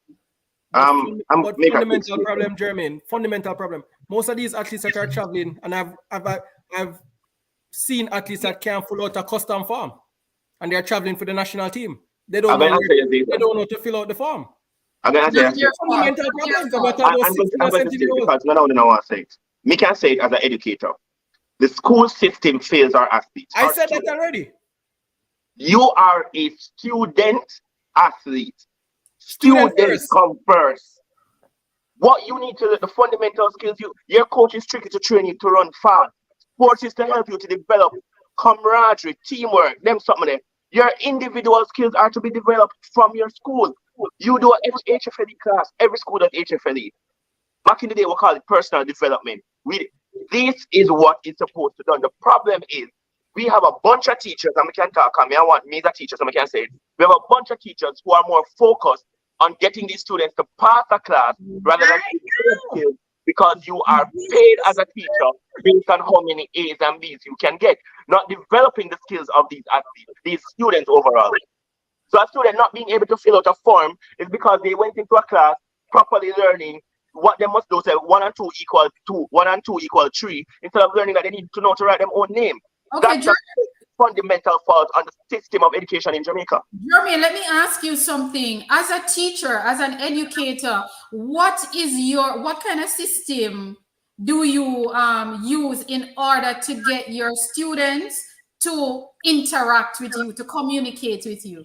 First of all, number one, you have to, I've said this all the time to teachers as well. I was 16, 15, 14 before.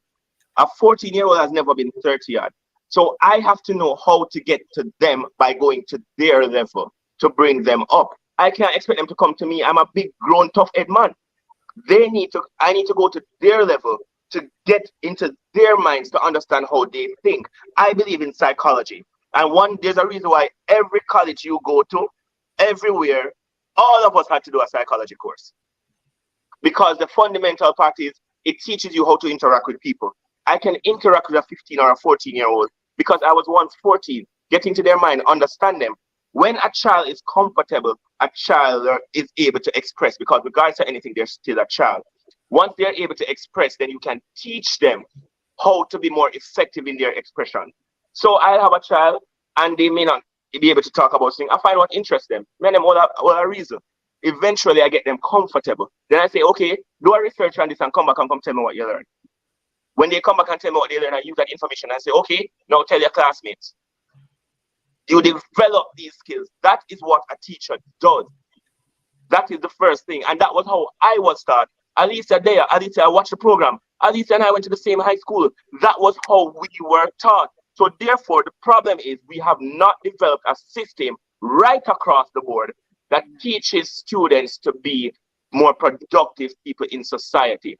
That is the problem. The education system by the Ministry of Education, it is failing our youngsters badly. I don't know. All right, hold on. You have a job? They might fire you know. Hold on. Jermaine, let me get drink a little water there. But before we continue, good morning, good afternoon, good evening, and good night to you all. If you're just joining us, we thank you for being a part of Track and Feelings, where we discuss track with our feelings. And definitely tonight, it is a heated discussion. I see that the educators are coming out because Jermaine, one of our administrators, who is an educator, is indeed now saying that the education system is failing, or athletes is failing our children. This is really a topic to speak on and to voice our opinion on. I also want to welcome our administrator, who we haven't seen in such a long while, one and only Kino, to this discussion, because he is not just an educator, but he's also a coach. So this, I am interested in hearing his take on it. So Miss HP meets Kino very much well. Hi, Kino. Hello. He's a sensible one. So I want timing on this topic and this thing, because that was a really good question from HP to Jermaine himself, who is an educator, and Jermaine voicing his opinion. And I see that a lot of our audience is agreeing with Jermaine and also chiming in at the same time. So Kino, what do you say about this? I mean, I haven't heard everything in its entirety, but I think it's twofold and we have to separate the issues. Whilst I agree that some of our athletes, and you guys know that I always say this, some of our athletes are, HP said we shouldn't call them. I don't want to call them that then. But I apologize. Just say back of the class, please. Back of the class. Move out of the way. Let's put it. Challenge. No, but before we go any further, Kino, but that's what the minister put on TV yesterday. The back of the class and say we're done, sign everything on public TV. But we are mad out. And we are mad out. For the challenge. What does that mean? We'll explain what we are mad out mean to HP.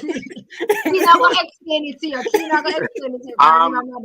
HP, go back on No, our hold page on, and you can Jermaine. post a video with the song. Kino tell her. Go ahead, Kino. We have to separate the issues, though. I agree that the education system has failed our athletes in a lot of ways, because the emphasis is not necessarily placed on educating them; it's placed on their talent, and in a lot of ways they are manipulated and used for the for the status, for the school, for the old boys, all of those things.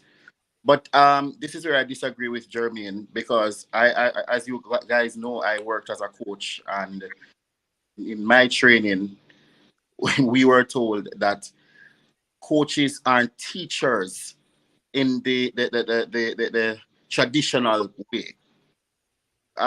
When you go to any club or any school and you watch how a coach operates, we don't write programs to facilitate educating a child or an athlete.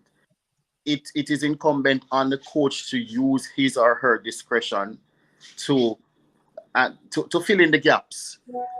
Case in point, there's a popular athlete that I worked with. She's very prominent right now. I worked with her along with Coach Minzy in primary school. And we recognized that, yes, there were some issues, and we took the time out to assist. However, it is not solely incumbent on a coach. As a matter of fact, it is not even his job. Thank you. Job. It's not their job to educate a child in the traditional sense. That is what teachers are for. That is what the parents are for. Thank you, Kino. For the coach is there to coach. The coach is there to. You have something to say regarding your field. Can I just coach, not the teacher, of the interview. No, hold on. Can I just say something? Sure. When I said it earlier, I wasn't implying that coaches, it is mandatory for coaches. What I was saying is trying to help in whatever way. Because let me tell you something.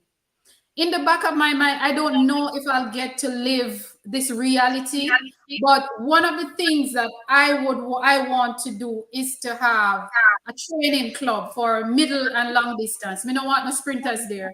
And one of the things that I have on my blueprint that I will implement is that all my athletes will have to go through public speaking. So we will have a time when we are doing public speaking. So I give you a topic, you go research it, and you come and you present it to the entire club. You understand? So what I'm trying to say is that we have to help where we can help. So I'm not saying that coaches must do it, but I'm saying coaches, remember, this athlete is representing you, they're representing their school, they're representing the country. So if you can come up with a creative way to get, especially a lot of these children, they're shy. And if you can come up with a creative way to get them to talk every day after training, build up a little thing and help to build up them confidence, let them come and share a little story, something that will build their confidence and get them to use words instead of you see me, you understand? But HP, here's the thing. Jermaine, hold on. Give Kino time. Let me hear what coach says. Let me tell you. Whilst that may be that may work in a perfect utopian society, the fact is there are only a few. Yes, it's just like how you have a few teachers alone who go to class and really take the time out to listen to the students. The teacher who is the most harsh with you is the one who cares about it the most. Exactly. A few of those, right? The system is not set for the coach to become caring about other things other than his job. Because for one, especially in schools where you have like an old boys association, that coach has to not only please the principal of the school, they also have to please the old boys association, the parents who want the children to get scholarship overseas. The scouts who are coming to see these athletes at particular intervals. So they are not too concerned that moment. And I'm not saying that they shouldn't be. I agree with you. All of us should be. But the fact is that is not how the system is set up. They want to please the principal, who will in turn speak to the Old Boys Association, speak to the parents, speak to the scouts, speak to whoever they meet that they can Coach, their jobs. Coach, do you talk to your athletes? Do you talk? I do, but I can tell you, I can categorically say to you that it is in the minority. And perhaps these are isolated cases. When you have a coach who really sit down with an athlete and say, okay, you know, you're doing well, you're a star athlete, but your interviews, man, coach, I go tell them, say, look here, man, go and go train, go run some, go do 400 or 500 around there, so, and build up. Hold on there. Hold on there, Kino. Hold on. Let me tell you, and I think you guys are misunderstanding what HP and myself are trying to say. I'm not asking the coach to do it. I'm not telling the coach to teach nobody to speak English. Because enough coach and can't talk neither. They don't know if to construct a good sentence. You see, when a Kingston College and a Jamaica College and a Calabar take all of these country athletes were never exposed to town life, are exposed to the upper class St. Andrew people, where them parents and them grandparents, we carry them go to church and put them on plane to travel. All I'm asking is that I'm not asking the coaches, I'm asking the institution to put things in place to make sure that our sport athletes are able to. Jermaine, you're an educator. So the sports team must know that when Buwaji and Krumi win the 100 meter around 9.9 and you say, wow, God, and say, you know, say, you want me just do what the coach say for do and just run and start? No, you need to know say I'm going to win.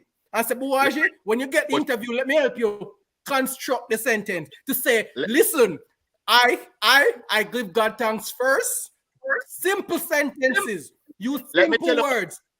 I start when I heard the gun, and you go basic sentence. You get the English teacher, and you bring them in our class and teach them how to speak and when to use is and when to use are. Me not ask the coach for it, because the coach can come from country to like Kino. Kino can't speak proper English when him bad. Yeah, in that sense, I English when him bad. Let me tell you, look here, how to attack coach, sir. Look here. Zavian. Coach, how them mash you up, sir? No, we talk to him all the time. He never owns English when him mad. Oh, I'm sorry. The thing is, what the institutions do and what they're responsible for doing, and Zavian knows this very well. They don't invest in training programs for speech and interview skills. What them do is spend money and buy big fridge and TV and whatever they need to do to get those athletes on the team, and then them train them.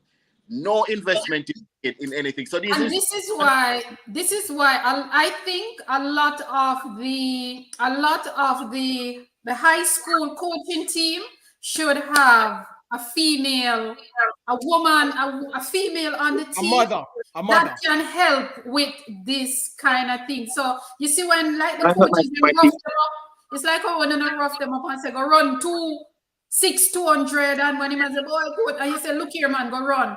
When him finish, even you can even use the same athletes to give the instructions to his teammates. That is a form of helping them to verbally express themselves.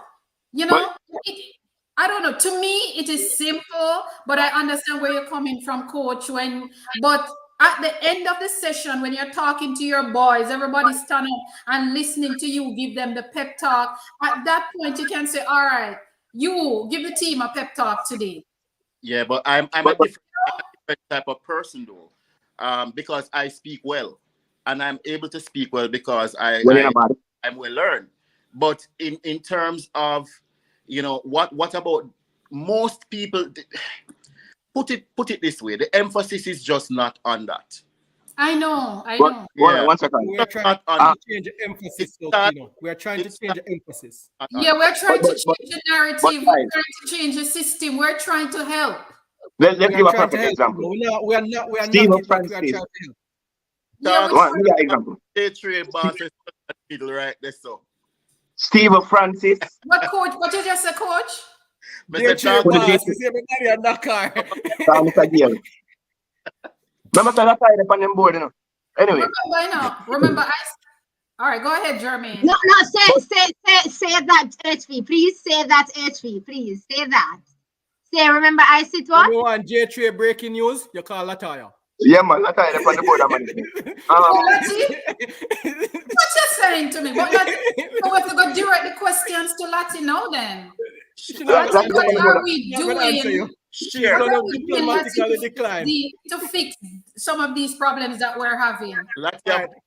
My problem with J3. Hold on, David, I was saying something a while ago. Hold on, what? I just have one question.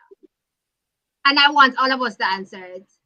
Name me one female and one male that you consider to be a great interviewer. The person who stands easily. Never say it.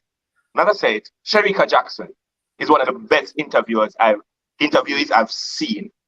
Kino, fix your face, please. Kino, you could never expected Jermaine to say anything otherwise. No, I think Sherika Jackson followed by Shelly Fraser are two of the best. Jermaine, hold on there. At what point of her career she used to speak properly? The moderator. When she ran the country? Right? No, she started when she went to UTEC. When she went to UTEC. We're going to knock him on 1 second after you. So you say Sherika Jackson, and then who is the male? Who is the male who I think has one of the best interview skills? Michael Frater. So you say Sherika. All right. So you say from the beginning, Sherika talk good. No, Sherika didn't really develop great interview skills until maybe sixth form, but especially when she was at UTEC, that was when she really started to do great interviews. Professor, come out of all right, HP. Me can't knock it. Me not gonna knock him tonight. HP. I'm looking at Jermaine. For me, number one would be, I would have to say Shelly is number one. Shelly is very good too. Jermaine. Yeah, I've seen a lot of interviews with Shelly, and she, to be honest with you, she has never disappointed me in an interview. So yeah. Shelly for the female for me, and a male. Who have I seen in a lot of interviews as a male? I haven't seen a lot, but I maybe would have to go with Michael Frater. I would have to go with Michael Frater based on who I've seen. Yeah. Zavian? I won't even use professional athletes. I'm going to go where persons are from the grassroots and speak proper English from class 3, class 4, come all the way up. I will go with the guy from JC, the captain last year. And Katie was always speaking, and Javon Blake. What's his name now? Javon. Yeah, Blake. He speaks proper English from the get-go. Oh, that's how England and Katie was Katie was always speaking proper English from class 4 all the way up. Jermaine, I look on the man say, yes, Sherika can speak proper English from the get-go. From class 4. Is it that we were supposed to name our favorites? That's what Jermaine did. I'm just kidding. Coach, I want to go. That's a no. Okay. Kino, your turn. I'm going to be objective. I mean, y'all know I'm not a fan, but I think Shelly is by far the best interviewee we have. Personality, speaking ability, obviously a person outside of athletics. So I would say Shelly. And for me, Hansel Parchment also gives great. Exactly. I was going to call answer Jermaine. Yeah. So those two definitely. For no, me, I was talking also when HP was asking, me, I was saying, me said two. Me never say one, first and second. And I run a home in a business. And I run on a pageant where I keep over here. So for me. But it goes down to this though. It depends on how you think about interview. So for me, hands down, Shelley and Fraser Price for me. I'm intrigued with answer parchment, definitely. And I won't even go with the second, but I'm intrigued with answer parchment. So me and Kino share the same stance with that. HP, before I ask my question, you had a question. My statement 10 million months ago. No. I'm sorry. Let Jermaine go ahead. Boy, yes, Jermaine statement them long, you know. In a matter, I make a statement.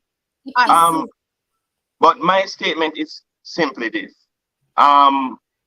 It depends, first of all, with the interviews, it depends on what style of interviews you like. Whether it is just prim and proper personality, as long as they bring the point across in a great manner. Secondly, I think when we're going back to what we were saying, we can't, I believe coaches are to help to enhance. That's what you do outside. Even no matter what, if you coach a sport or you're in a club as a coach, you enhance what is there. But we cannot take away the fundamentals of what you go to school for. The core is you're in your classes, your English, your whatever classes, you need to know how to present.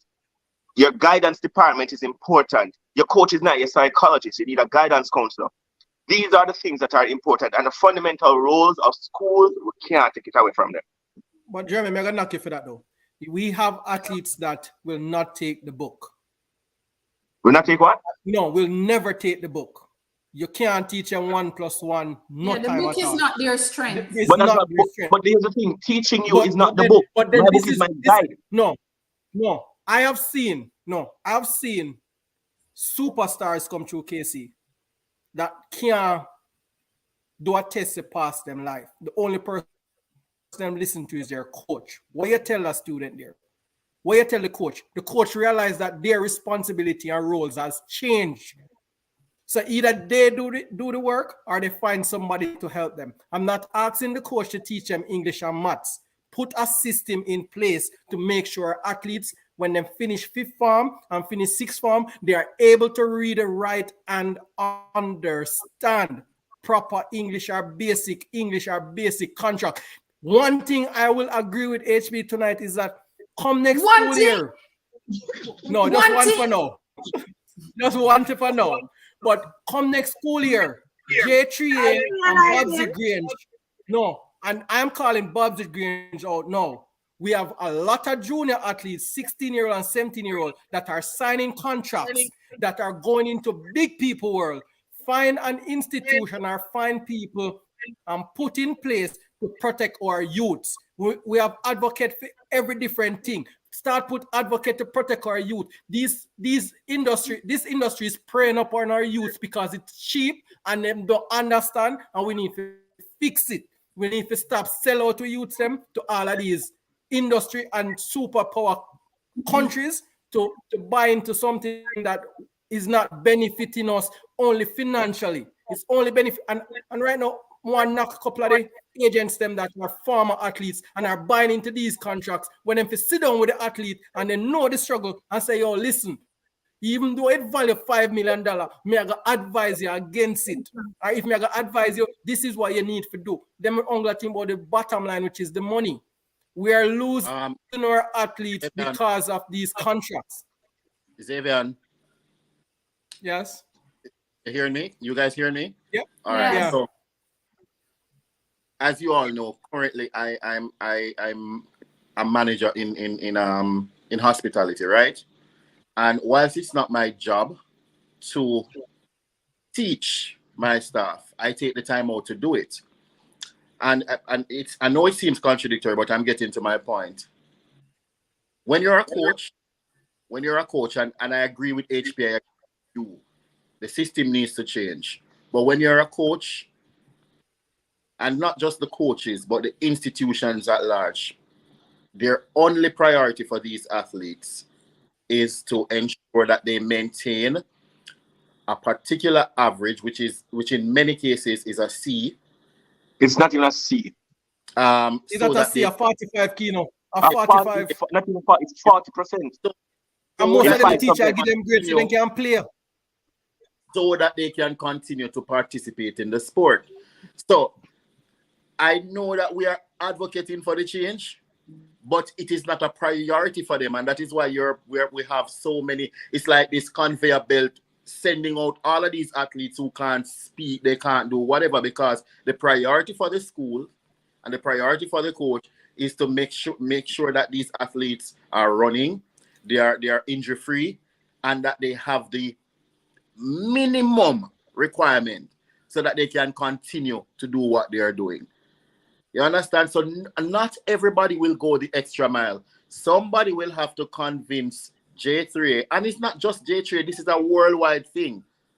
I want you guys to understand this is a worldwide thing. Not because we hear these Americans giving a good interview. Them know English from. Remember, English are for them first language, right? Yeah, but in many their system, their education system is a little bit different than ours, right, and it builds them. Our children grow up talking patois. They don't understand subject and verb agreement until them reach way up, which is why I'm surprised that Jermaine mentioned Sharika a while ago, because in my view, our subject and our verb not agree. But then we it's not the. She gives great interviews. She gives great interviews. It's not priority. Jermaine not for defend her. Jermaine not for defend her. No, but No, Jermaine not for defend her. Jermaine not for defend her. I'm not defending her. If you look at the NBA, they have a system where you have to do X amount of hours of community service and you have to do X amount of hours of public speaking. Isn't that something J3 can put in, especially for a class 1 athlete? By this time now, you're big, where you have to complete X amount of hours. Implement something like that. And that is all I have been saying. That is all I've been saying. That's all I've been trying to say. No, but ISA had implemented something like that, and as people but it's not public speaking. No. ISA had implemented I said the word had, past tense, right? Implemented something like that, and people outside who are fans and did knock ISA for that until it dash way. And it's just a great story now alone.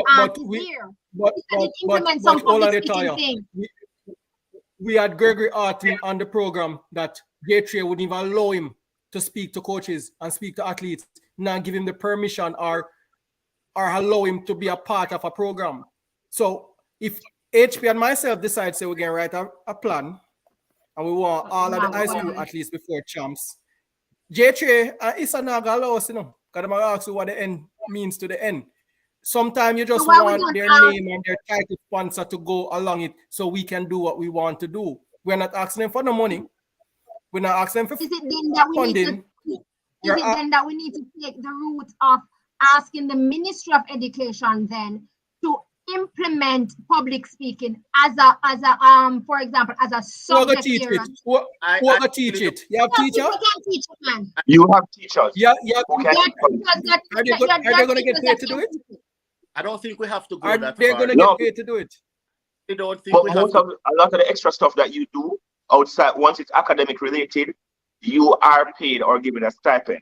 So that's the thing. Once it exceeds a certain amount of hours, like you said, I would implement a rule okay. Jermaine, I speak better Spanish than English. Mandatory. I speak better Spanish than English. I can write Spanish. And I can speak Spanish.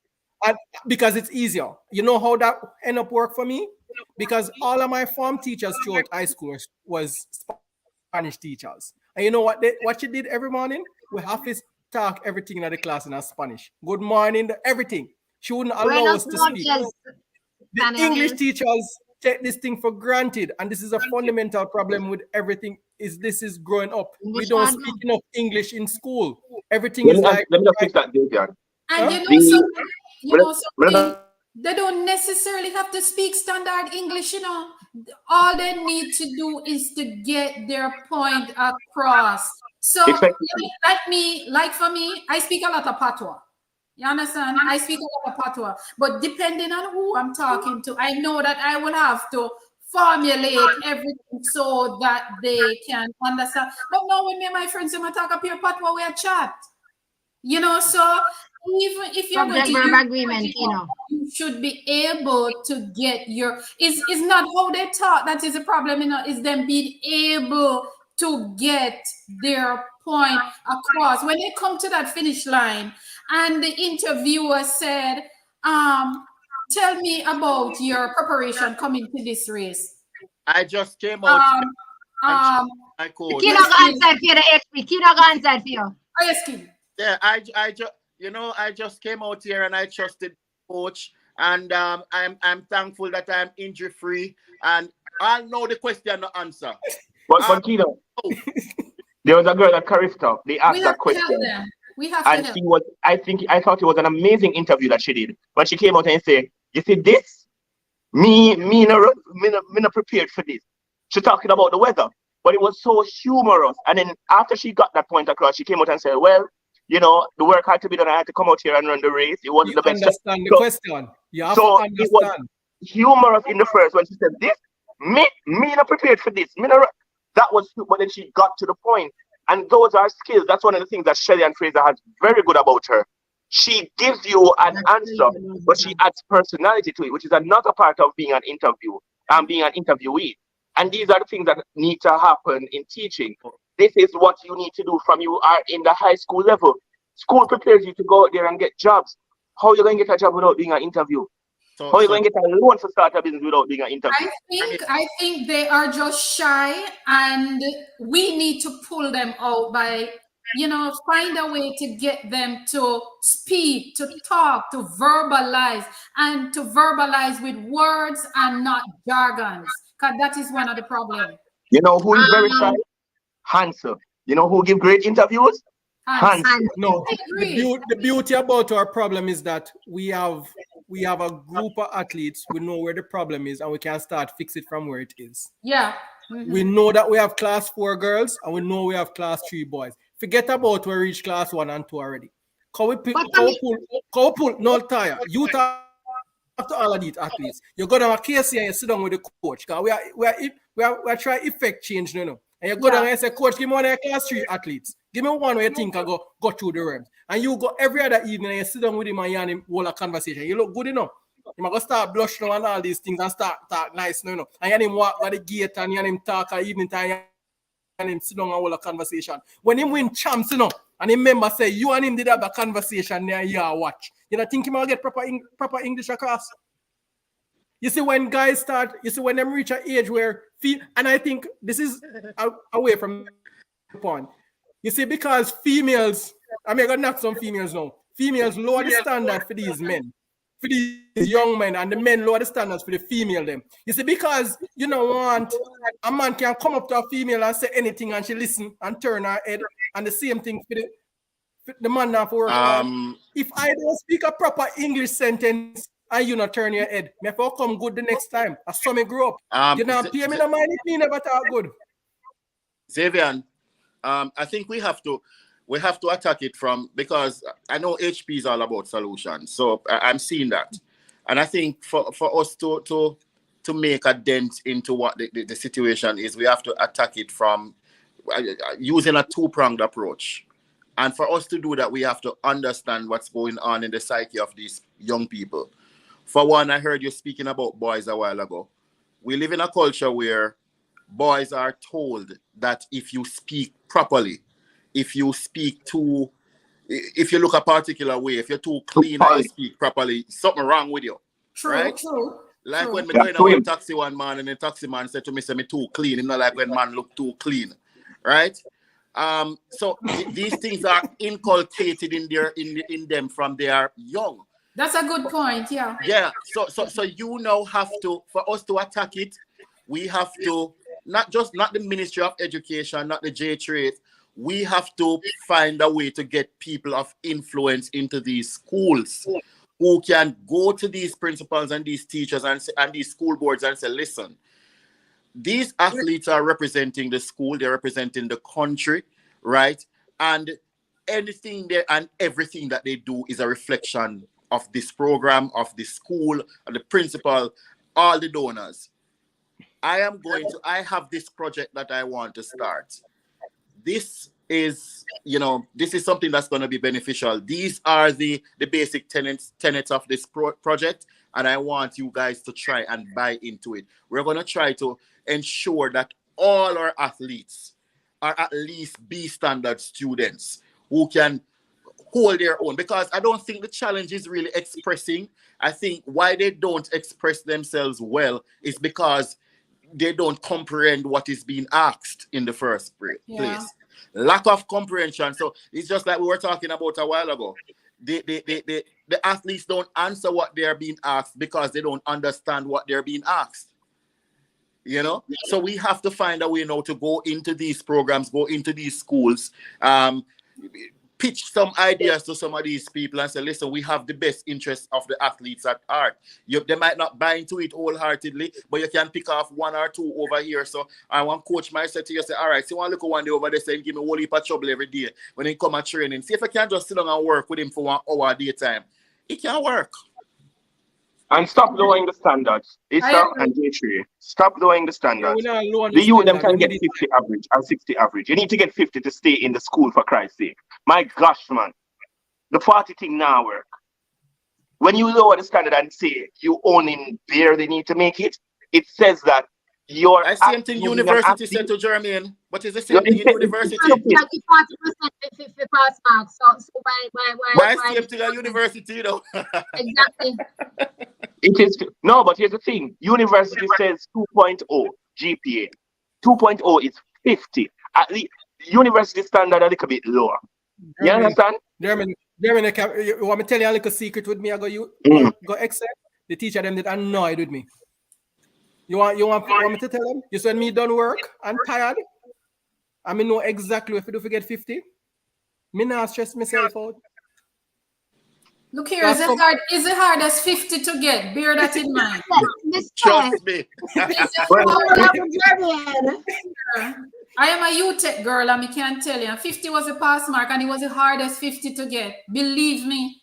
Especially when I'm dash give some multiple choice straight. So we're talking about 100 multiple choice if you do. But I understand what Jermaine's saying though. We really need to lift their standard.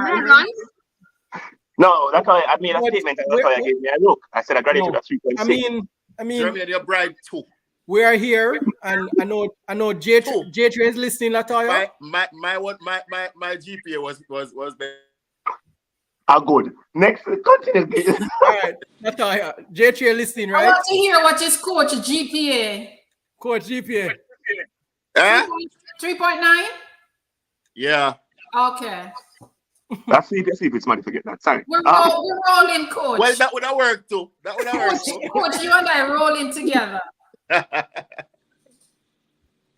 But you know, on a serious note, we need to help. We need to help the children. I think, and I make a charge for those who are involved with athletes.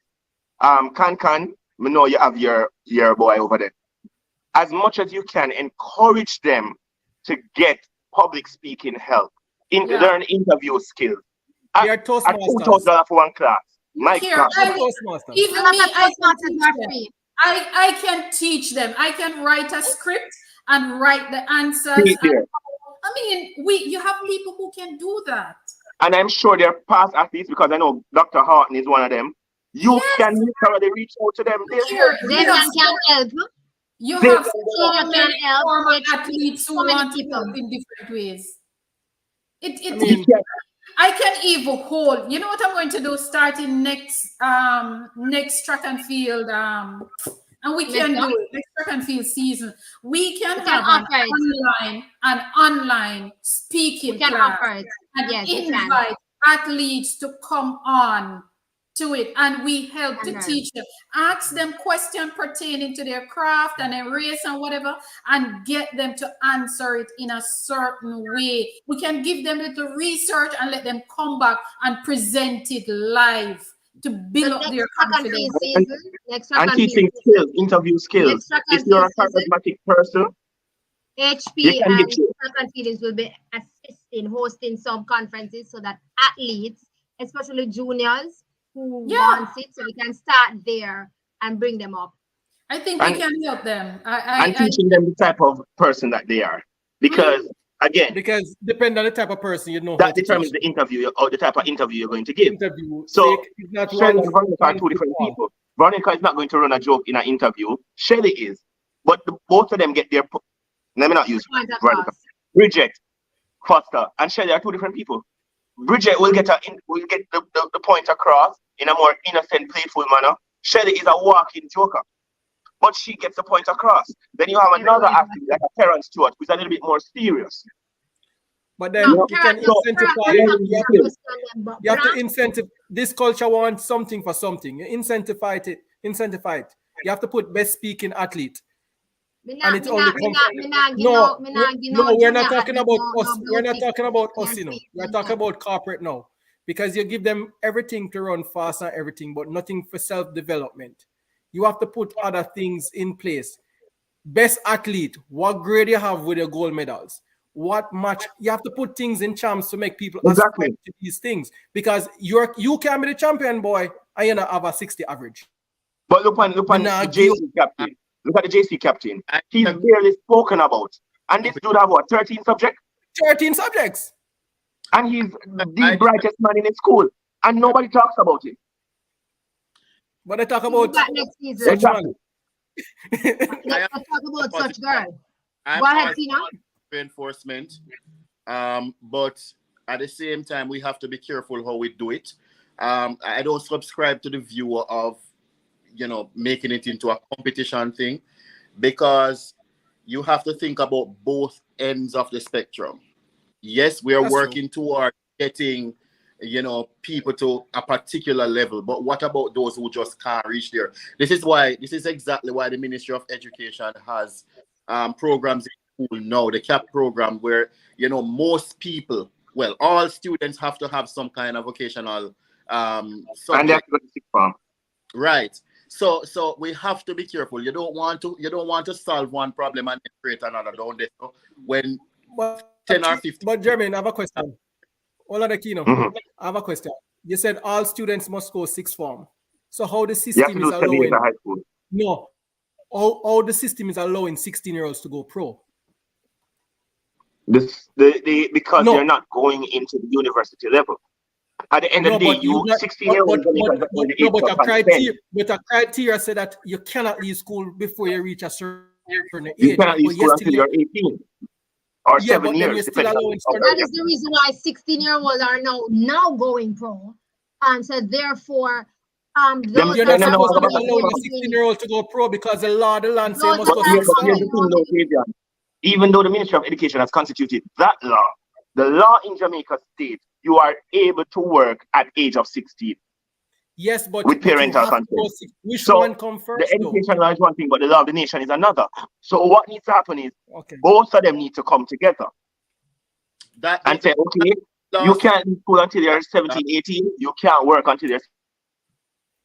Zavian, all right, hold on there. Hold on, Mr. Whisper from K. Zavian, we're talking about two different things. Remember, one is a creature of the Constitution, as opposed to the other one is a rule within the Ministry of Education. Okay. Yes. There you go. But all right. So use football as an example. European clubs can't take you or give you that contract until you turn 18. You can sign a what they call a contract. One way Whisper sign. Yeah, you don't want to him sign. So you shouldn't allow a track athletes to do opposite of what Whisper did. But again, Kino, it goes back to unions.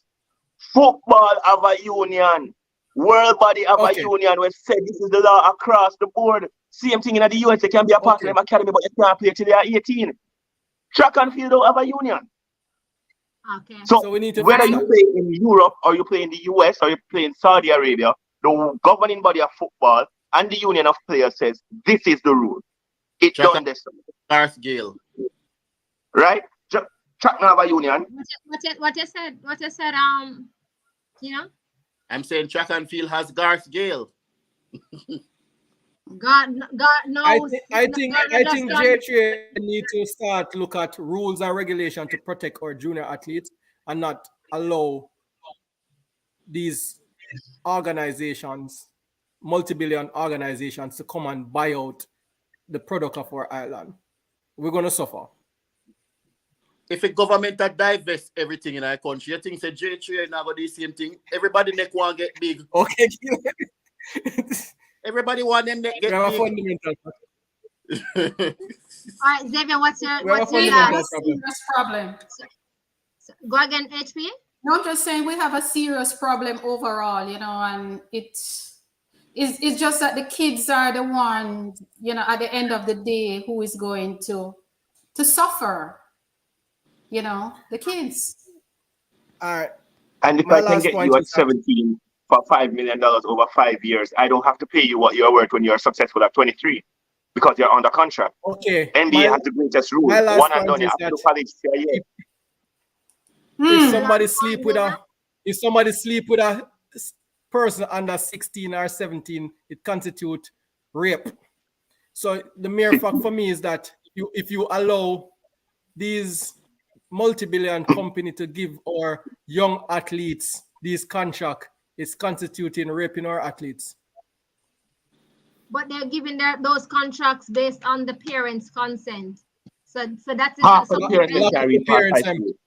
Really? Lock up the parents. It goes back to what Jermaine said a while ago. The track and field isn't unionized. They don't have a union.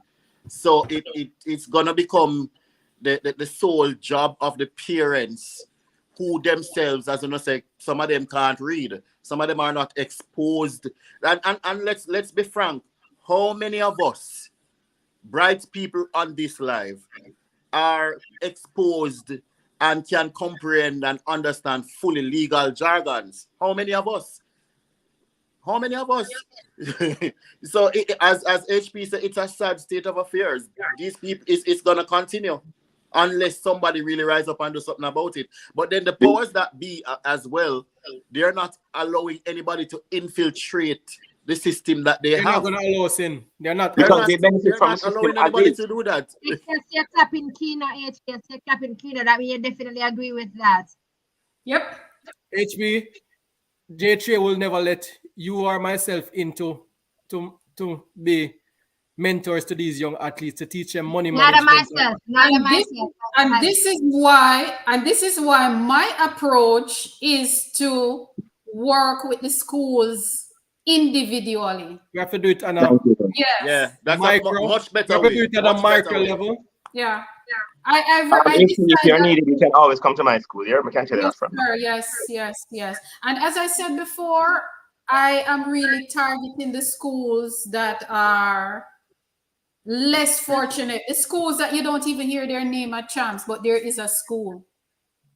You only want one athlete. I think one athlete, and that's always my motto. One of our initiatives, and we can put it out there, is that Jermaine is the educator, so his school is going to be the project, as he said. Mm-hmm. So, I mean, if you have a football team, you must have a track team. We do have a track team. Yes, because you only need one track athlete to put your name out there, just one. And if you get one track athlete, you just need one. But we have to find a way to use our resources to help our young people and forget about the powers that be who's supposed to be doing the job. Whether they want to let us in or not, they're not going to stop us from helping these children, because these children, they need our help. And I've seen so many youngsters left high school within the last 10 years. And where are they now? Outstanding at champs. And they can't even make a team. They can't even make a trials. Where are they?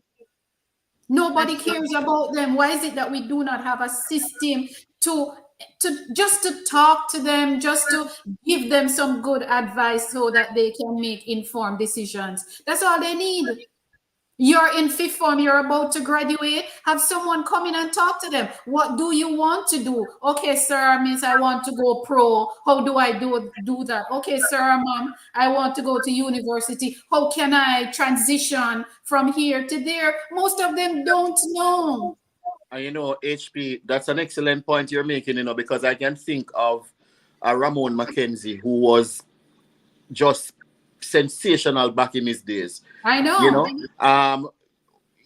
he was not exposed to, you know, these contracts and all of these things going pro. Perhaps it was not as in your face as it is now. You know, those companies weren't investing as much as they're doing now. But on the flip side, who has reached out to Ramon McKenzie? Sitting down in his living room now or wherever he is. He's a sports agent now, right? He's a sports agent. All right, fine. So he's one of the lucky ones. But who is sitting down with and talking to some of these athletes who would have come through the ranks, and they're now seeing all of these multi-million-dollar contracts being issued to people who are they are not less talented than they are. Mm-hmm. You know, it takes a mental toll upon you, brother. But the person who suffers the most from this is Michael O'Hara. Michael O'Hara got a contract, and we all remember that, champs. We remember the shirt coming off or the shirt pulling. Michael O'Hara can't even make a national finals in 3 events that he won a champ. No, and but when you said suffers the most, what do you mean? Huh? When you said suffers the most, what do you mean? He has suffered the most because he was the first guy that got a contract in high school that was publicized. What did he do, or what have he done to extend that contract or to matriculate over into? It comes down, and I don't know if anybody watched that. The problem with a lot of these youngsters is, and it goes back to what we said earlier. You give them the money early, they have no idea what to do, and they don't even put in the work to get to the level. But so now we are having a problem. So he has mental issues suffering. I shouldn't even talk about the man's situation, but he suffers a lot because of it. Mentally, it gets him. Because guys who he was making them look like small fry in champs are making national team. He has suffered because of injury. Kira can't hear you none at all, and you're not muted.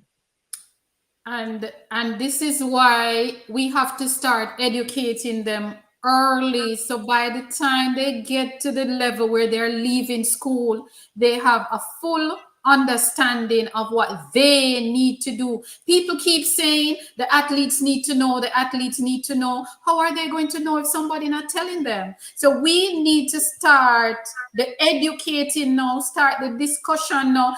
Most of these athletes don't even know that sport is a business. I have spoken to a lot of athletes, and in interviews, I'll ask athletes, what is it that when you look back at your career, is there any regret? And athletes will say, I wish I had taken it more seriously. Exactly.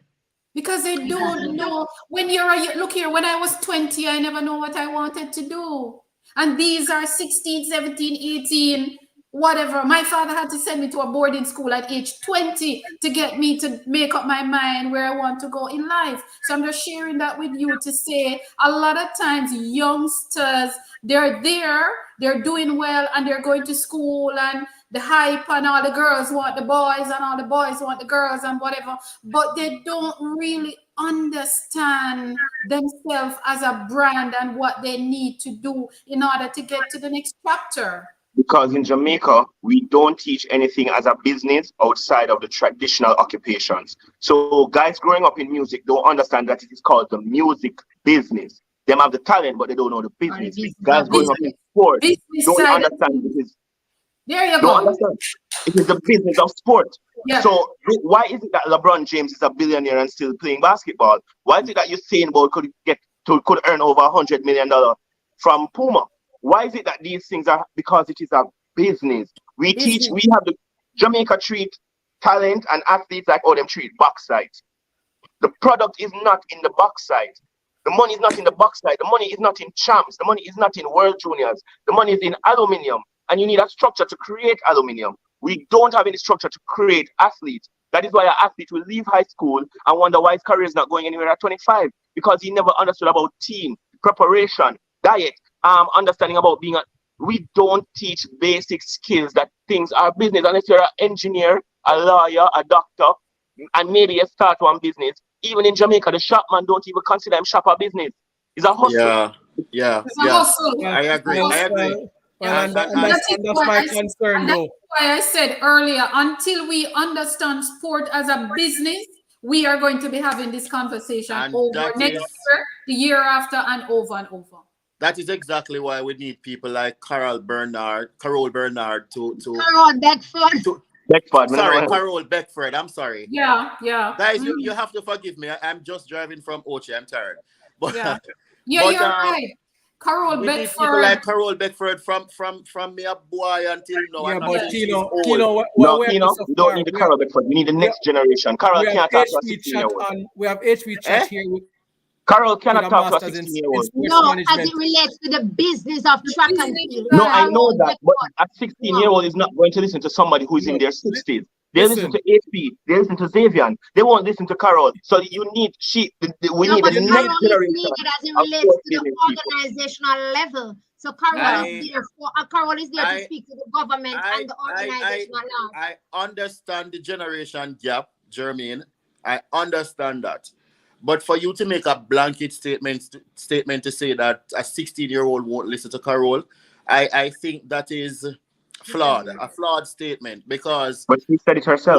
Once you're someone who is an authority on a subject and you come and you present yourself well, true, and people will listen, whether you're 16 or whether you're 35. No matter what age it doesn't matter what age, because if you're gonna say that, then Jermaine, you are in your 30s, right? And you just said you can go and sit down and talk to a 16-year-old youth. And when you said that, I was thinking the same thing that you were saying a while ago, but me have to lick it out of me and I say a foolishness. Because probably you can relate to a 16-year-old, even though you all know. Yeah, I'm in my 30s, I'm old to them, but I'm not in my 60s. And that's the difference. Because I'm not... But Jermaine, Carol is as amazing and the greatest authority in Jamaica, what she does. But you also have an NJ, who's a little bit younger, who kind of brings up... You have to understand, the problem with a lot of these young people is that they are very visual and very current. And that's the thing that a lot of us have forgotten.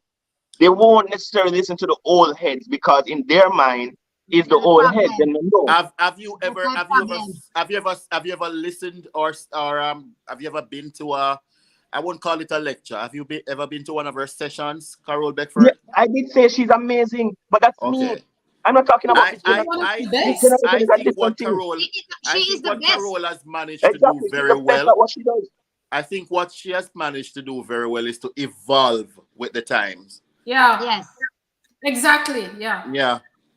She's very relevant, very much relevant. Very relevant. And it's not just on track and field alone, but on a wider scale on sports right across the board. Sports in general. She's amazing. Like I said, she's amazing.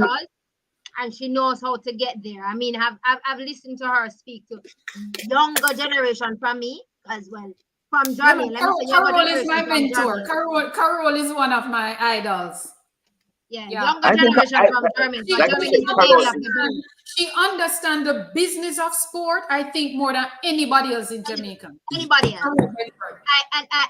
I've always said that if here. Ministry of Sports allow just inject the business of sports in that capacity and just give it to Carol Beckford.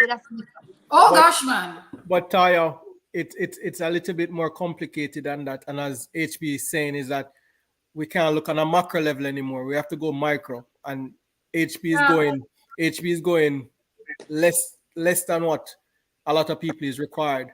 We need to find a few high schools. As she said, she have Petersfield as one of our high school that she work closely with and study. We find high schools and work on a project to see how far it goes, how many persons we can get transition, And HP is from an era where I've spoken to so many past athletes, and they say, Zavian, you only need one person to come out of the system. Only one. You don't need the entire team. If I find an all-age school and we can get one out of the track team to go high school and one out of the high school make the national team, is one we need. Some years ago, when I was assisting Coach Minzy at Yorton Primary School, they brought in Carol Beckford to do a session. And I can tell you that's where I fell in love with that woman and her brain, her mind. Yes. She has a brilliant mind, and she genuinely wants to assist and to help people. Mm-hmm. Out of that session, that school became like a feeding program for a lot of schools. Christopher Taylor came out of Yorton Primary. Ashanti Moore came out of Yorton Primary. There was this other guy named Leon something or another came out of Yorton Primary. And the school became like a feeder school. Now, yes, I agree that we need to go micro. But even in going micro, HP, with your knowledge, and if you can pull on the resources of a Carol Beckford and other people, you can still go micro from school to school, you know? Yeah, we just want a small sample size to work with, because then guess what? We have the superpowers in high school and even primary school and prep school. Because when you go certain prep school, you know which high school you get in up already. When you go certain primary school, you know where you get in up already. So you already are streaming. It already are streaming to a particular system. Yeah, man. So you really want that sample to be something to work with. And I don't think principals from I would say rural area now, because the town thing, everybody will look the glory. Everybody will chase glory. So you have to look at a sample size that we can really effect change. And as we say, it's just that one athlete that we need to work with.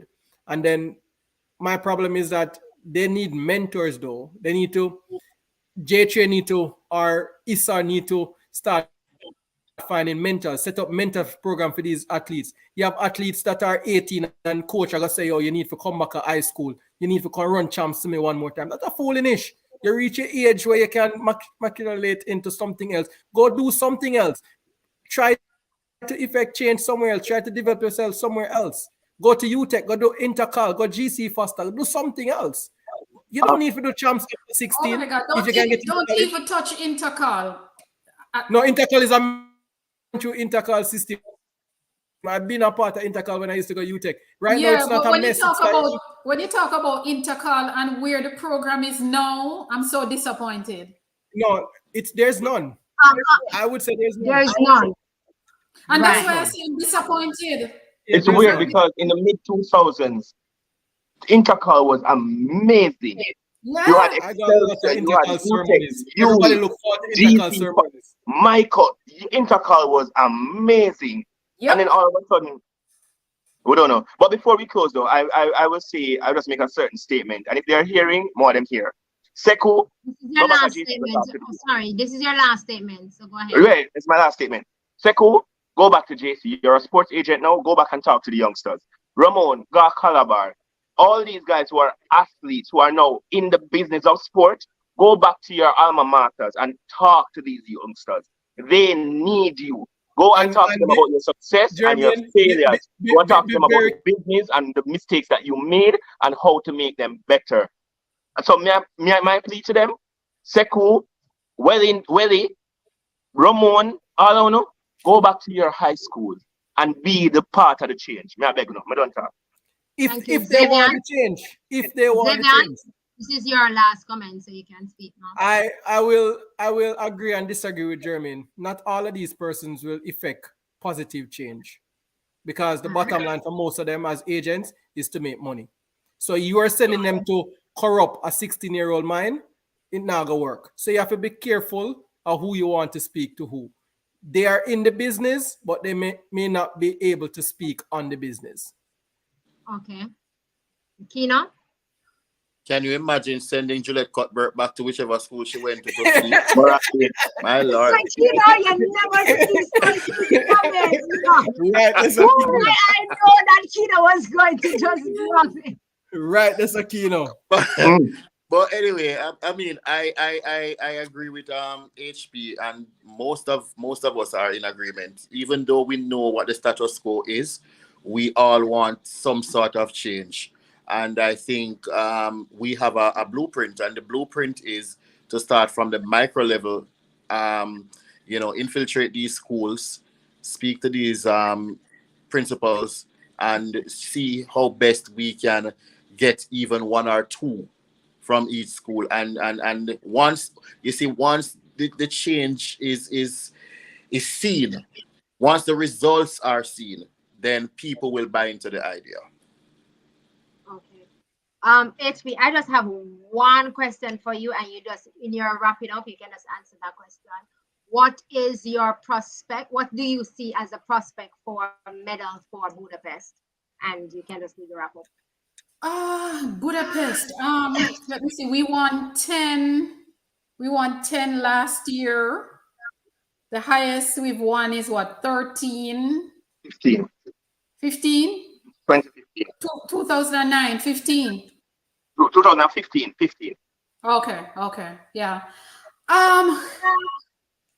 It's going to be, if we should look at each event, one thing I know for sure is that the 100 meter for men and women, well, let me not even talk about for men because we're sticking to Jamaica, but the 100 meter for me for women, it is open based on performances this season leading up to now. It's like it's a cat and mouse game. It is open.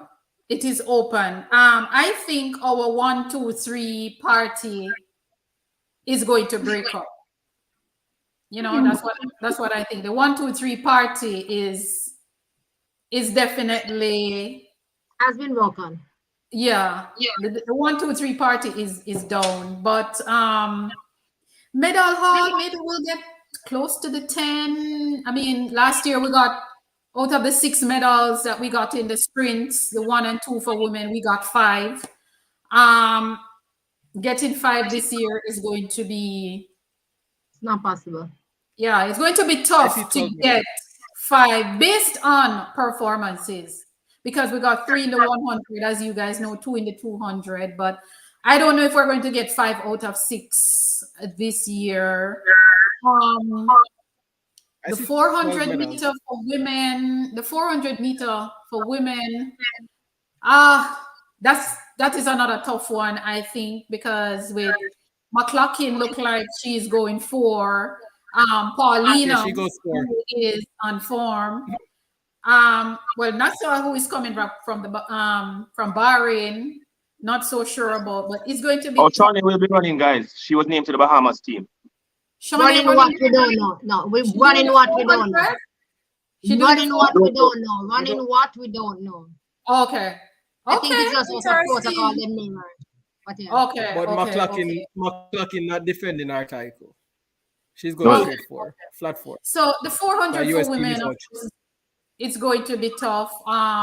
The 400 meter hurdles, I think, is a little open. It's a little open. I haven't seen much of Mohammed, so I don't even know. Did she make the US team? Yeah. Dalila. Mohammed Ali, yeah. Yeah, so I haven't seen much of her. So there's so many events on the women's side, that are open. The 100, the 200, the 400, the 4 hurdles. You consider 200 open? You consider 200 women open? No, open in the sense where we might not be able to get 2 medals because we don't know if Shelly and Sharika, of course, is a favorite, because I haven't said this out a lot, but I'm tipping Sharika to get the sprint double.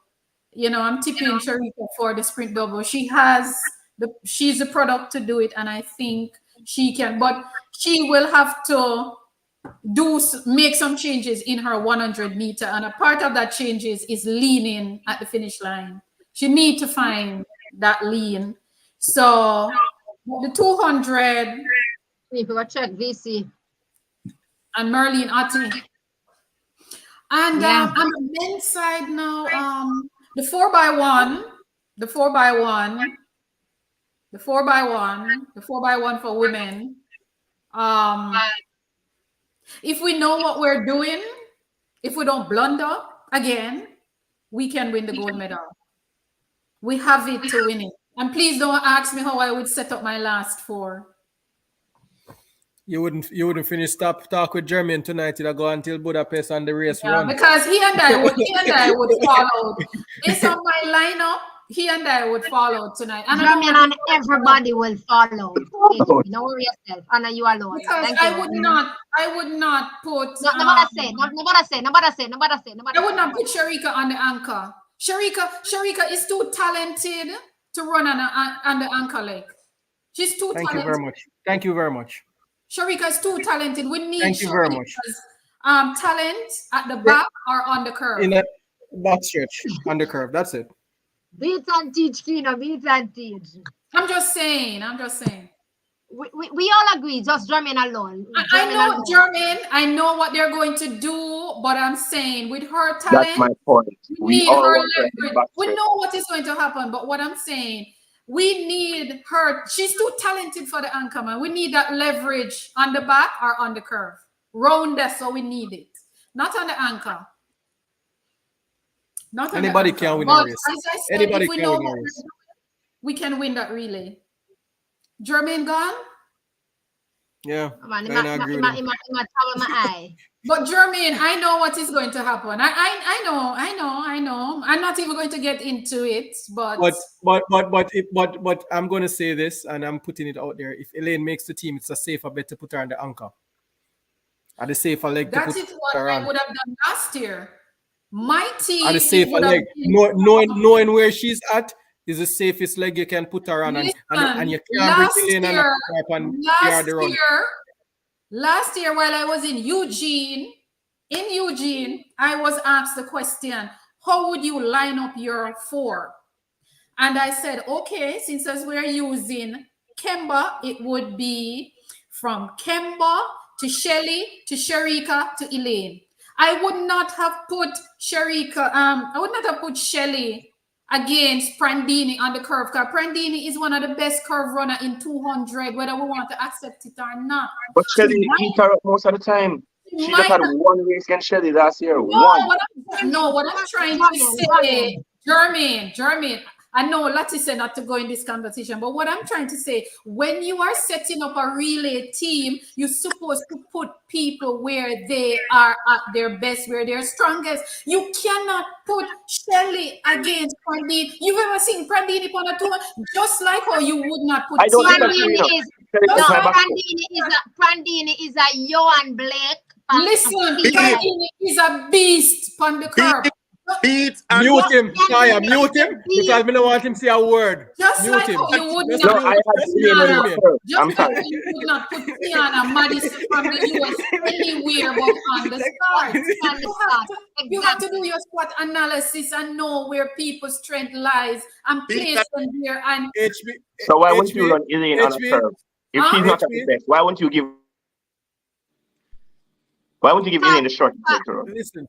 No, I wouldn't put Elaine on the curve because Elaine not at her best. Last year, Elaine would have never run that back stretch if me set up that relay. The anchor, I would have put Elaine. No, but I don't think that Elaine would have won the gold medal from Kemba to Shelly to Sharika to Elaine. Gold medal. You see where Sharika had to run from to catch TT Terry? You see where Sharika had to run from the work that Sharika worked. The work that Shelly gave Sharika to do, and the best person to give her the work. No, but the thing is, I know Shelly fault because they put Shelly where she is not at her best in her relay. So I know Shelly. Yeah, but Shelly was comfortable. But Shelly was comfortable running on that leg because she knows what was happening. No, Shelly was comfortable running that leg HP because she knows what was happening in the camp at the time. Lati? No button from ET. Look here, we need to cut out that foolishness. We need Thank to you. cut out. The HP feelings are come out. Look here, me I getting on my feelings now, and I don't. That is what we're called, track and feelings. Without Listen, we need to cut out that foolishness. We go out there to do a job for our country. I am the coach. When I do my SWOT analysis, and if I think that your best place is on the start, and that's me I go put you. If I think that look at Alice Felix. Alice Felix don't run 100, and Alice Felix has been a staple on USA 4x1 team throughout her entire career. You know what? I look at the US team today. And I watch how they name the team. They don't name no specific runners to their relay team. Okay. They name a relay pool. A pool. They name a relay pool. Guys, guys, one thing we must know.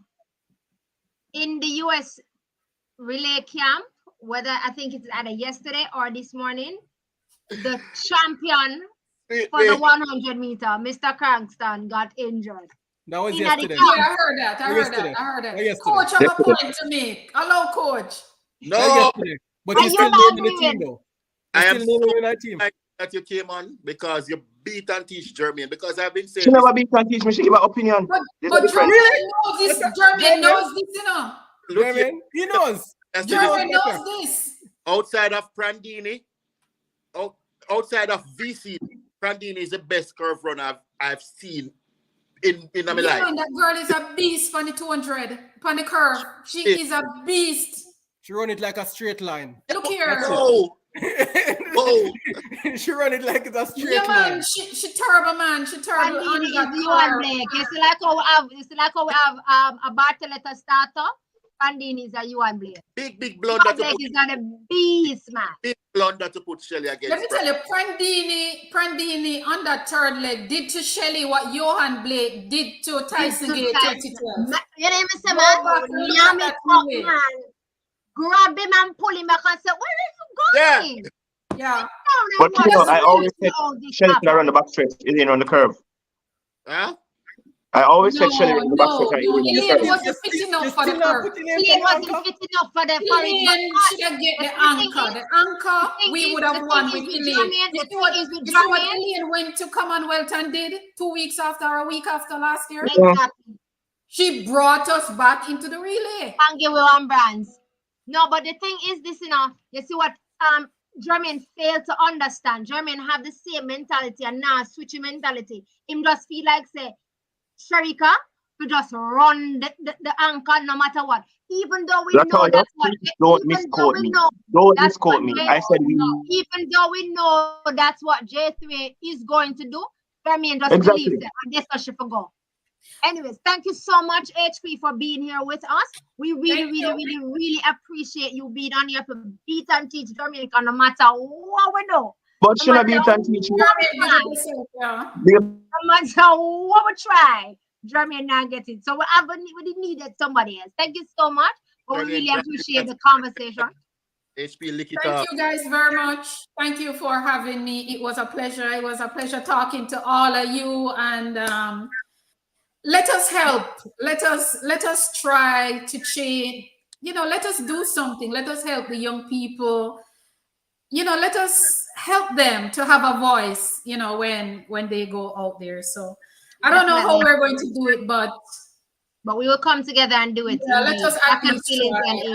Definitely. Coach, big up yourself. I'm going to want to talk with you over so. All right, no problem.